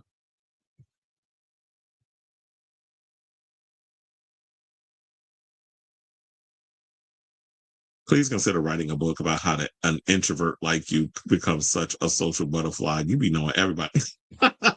I know, it's like, when I be up here telling y'all, I be knowing people, I'm like, well, damn, I don't know how I do it. I just think I'm just very much a personable person, where I do be having these moments of like introvert. But I think what it is I force myself in these situations of talking to people. I've had people that try to push me in those things, but I have to do it on my own. I love the two guys grinding behind the door. Oh, I said that was a highlight when they was there. I said, I didn't hear a lot of people talking about that. They was focused so much on hating on the you know how many people, even my ex-producer, when he used to produce my show before I decided to go out on my own, has said that you need to write a book. And I think I probably do, but I don't feel like I've been around the world long enough to write something. But then again, there be people out here in their 20s talking about, I'm going to write a book. I'm like, how? You ain't even lived life. What are you writing about? But, maybe I need to take the time to actually write a book. I guess with enough of y'all saying it might just happen. It is true. Benito was wearing a bulletproof vest underneath his clothes due to potential real threat. Are we talking about the Grammys? Because I did hear that was a rumor. There some people were saying that that's why the suit was bulky that he was wearing at the Grammys, that he was wearing a bulletproof vest. I had quite a few people tell me that. I don't know about the Super Bowl. I don't think that was what was going on yesterday, because as tight as security is up in the NFL, something like that ain't happening up in there. I would think the Grammys too. Like, I would expect that y'all would have tight security up in there. Because look, we'll talk about Madison Square Garden. We don't play. Like, I remember I had one guy tell me he wanted me to check some dude, because he was like, and it was during one of the comedy shows, and he was like, I don't want to be that guy. I was in the military, and there was this guy that had just left his backpack unattended, or whatever the case was, and he looked like he was of Arab descent, or whatever the case was, and I don't want to start anything, but he's feeling a little sketchy or whatever. And my thing is, I said, you want me to investigate it? Like, you want me to go check, or whatever the case was? So I get on the phone and I'm calling the supervisor to come and deal with the situation. And then while the time I'm calling him, he's just like, oh, never mind, the guy came back. But I'm like, well, look, I'm already on the phone with them. It's literally about to be on record, because once you call these people, it is being recorded, and all of that is on record. So to cover my ass, I put it on the record. So when you're hearing this sort of thing, and it's just like, well, first of all, I did feel a little stereotypical. But then again, I'm like, we have such tight security, metal detectors, all kinds of stuff. No kind of bombs or whatever the case is getting past us in this building. We got dogs, we got things where they stick the things on the car. Like, we are a well-oiled machine in regards to our security. So nothing's getting past you. Although there have been situations where certain boxers have tried to get up in there thinking they just gonna walk past and not going through the metal detectors. And he's security, no, you ain't special. You going right through that shit like everybody else. So we about our stuff out here, and I would assume that they would have been the same way at, what was it, the Crypto Theater where they had the Grammys? I would think they would have been tight there too. So I really don't understand the whole bulletproof vest thing. But then again, you never know, because remember, once upon a time, Biggie was doing the whole soul. What was it? Was it the Soul Train Awards or whatever the case was, and got pow-powed in the car? So all kinds of craziness can happen out here. You never know. That's basically what he was saying a lot, was believing yourself, because and he's a prime example. Here's this guy who was bagging groceries in San Juan, and then he went from that to becoming one of the biggest musicians on the planet. I write poems, essays, and fan fiction, but definitely have no intention of writing a novel or memoir anytime soon. I used to actually write short stories and things when I was younger. I feel like I need to get back into that. Either that or start writing scripts. But I'm thinking I might need to get a hold of like damn, what's that? I was gonna say Scriptorama. Final Cut. I may have to, because I remember I had to use Final Cut when I was in film school to write my scripts. So I may have to spend some money on getting that and then start writing stuff, or get back into writing books. I can self-publish, get somebody to create the artwork, the cover, and write the book, and then put it online. Be like, I wrote a book. Can y'all buy it? I'll charge y'all like what, $10, $15? Wait, how much are books? $10? So maybe I definitely feel like I need to start getting back into writing stuff instead of just focusing so much on this stuff. Look, these straight people out here getting money writing gay stuff about like heated rivalry. Why can't we gays do the same damn thing? I mean, we should be profiting off our own stories. But anyway, so it looks like we're at the end of the show. I want to thank you all for tuning in to the latest episode of Chris Avalon Unfiltered. If you have not already, for the final time, well, that'd be today, please do me a solid, hit that like button. If you're new to the channel, hit that subscribe button. And also be sure to smash the notification bell so that way you know when we go live with a brand new episode of Chris Avalon Unfiltered. There's a Knicks game tomorrow, so I'll be working that. So I'll be back on Wednesday with a brand new episode of the show. So definitely do all the things I just said. Love you all for watching. Thank you for your continued support. Thank you for keying with me in the comments and all that good stuff. And until next time, ciao, darlings.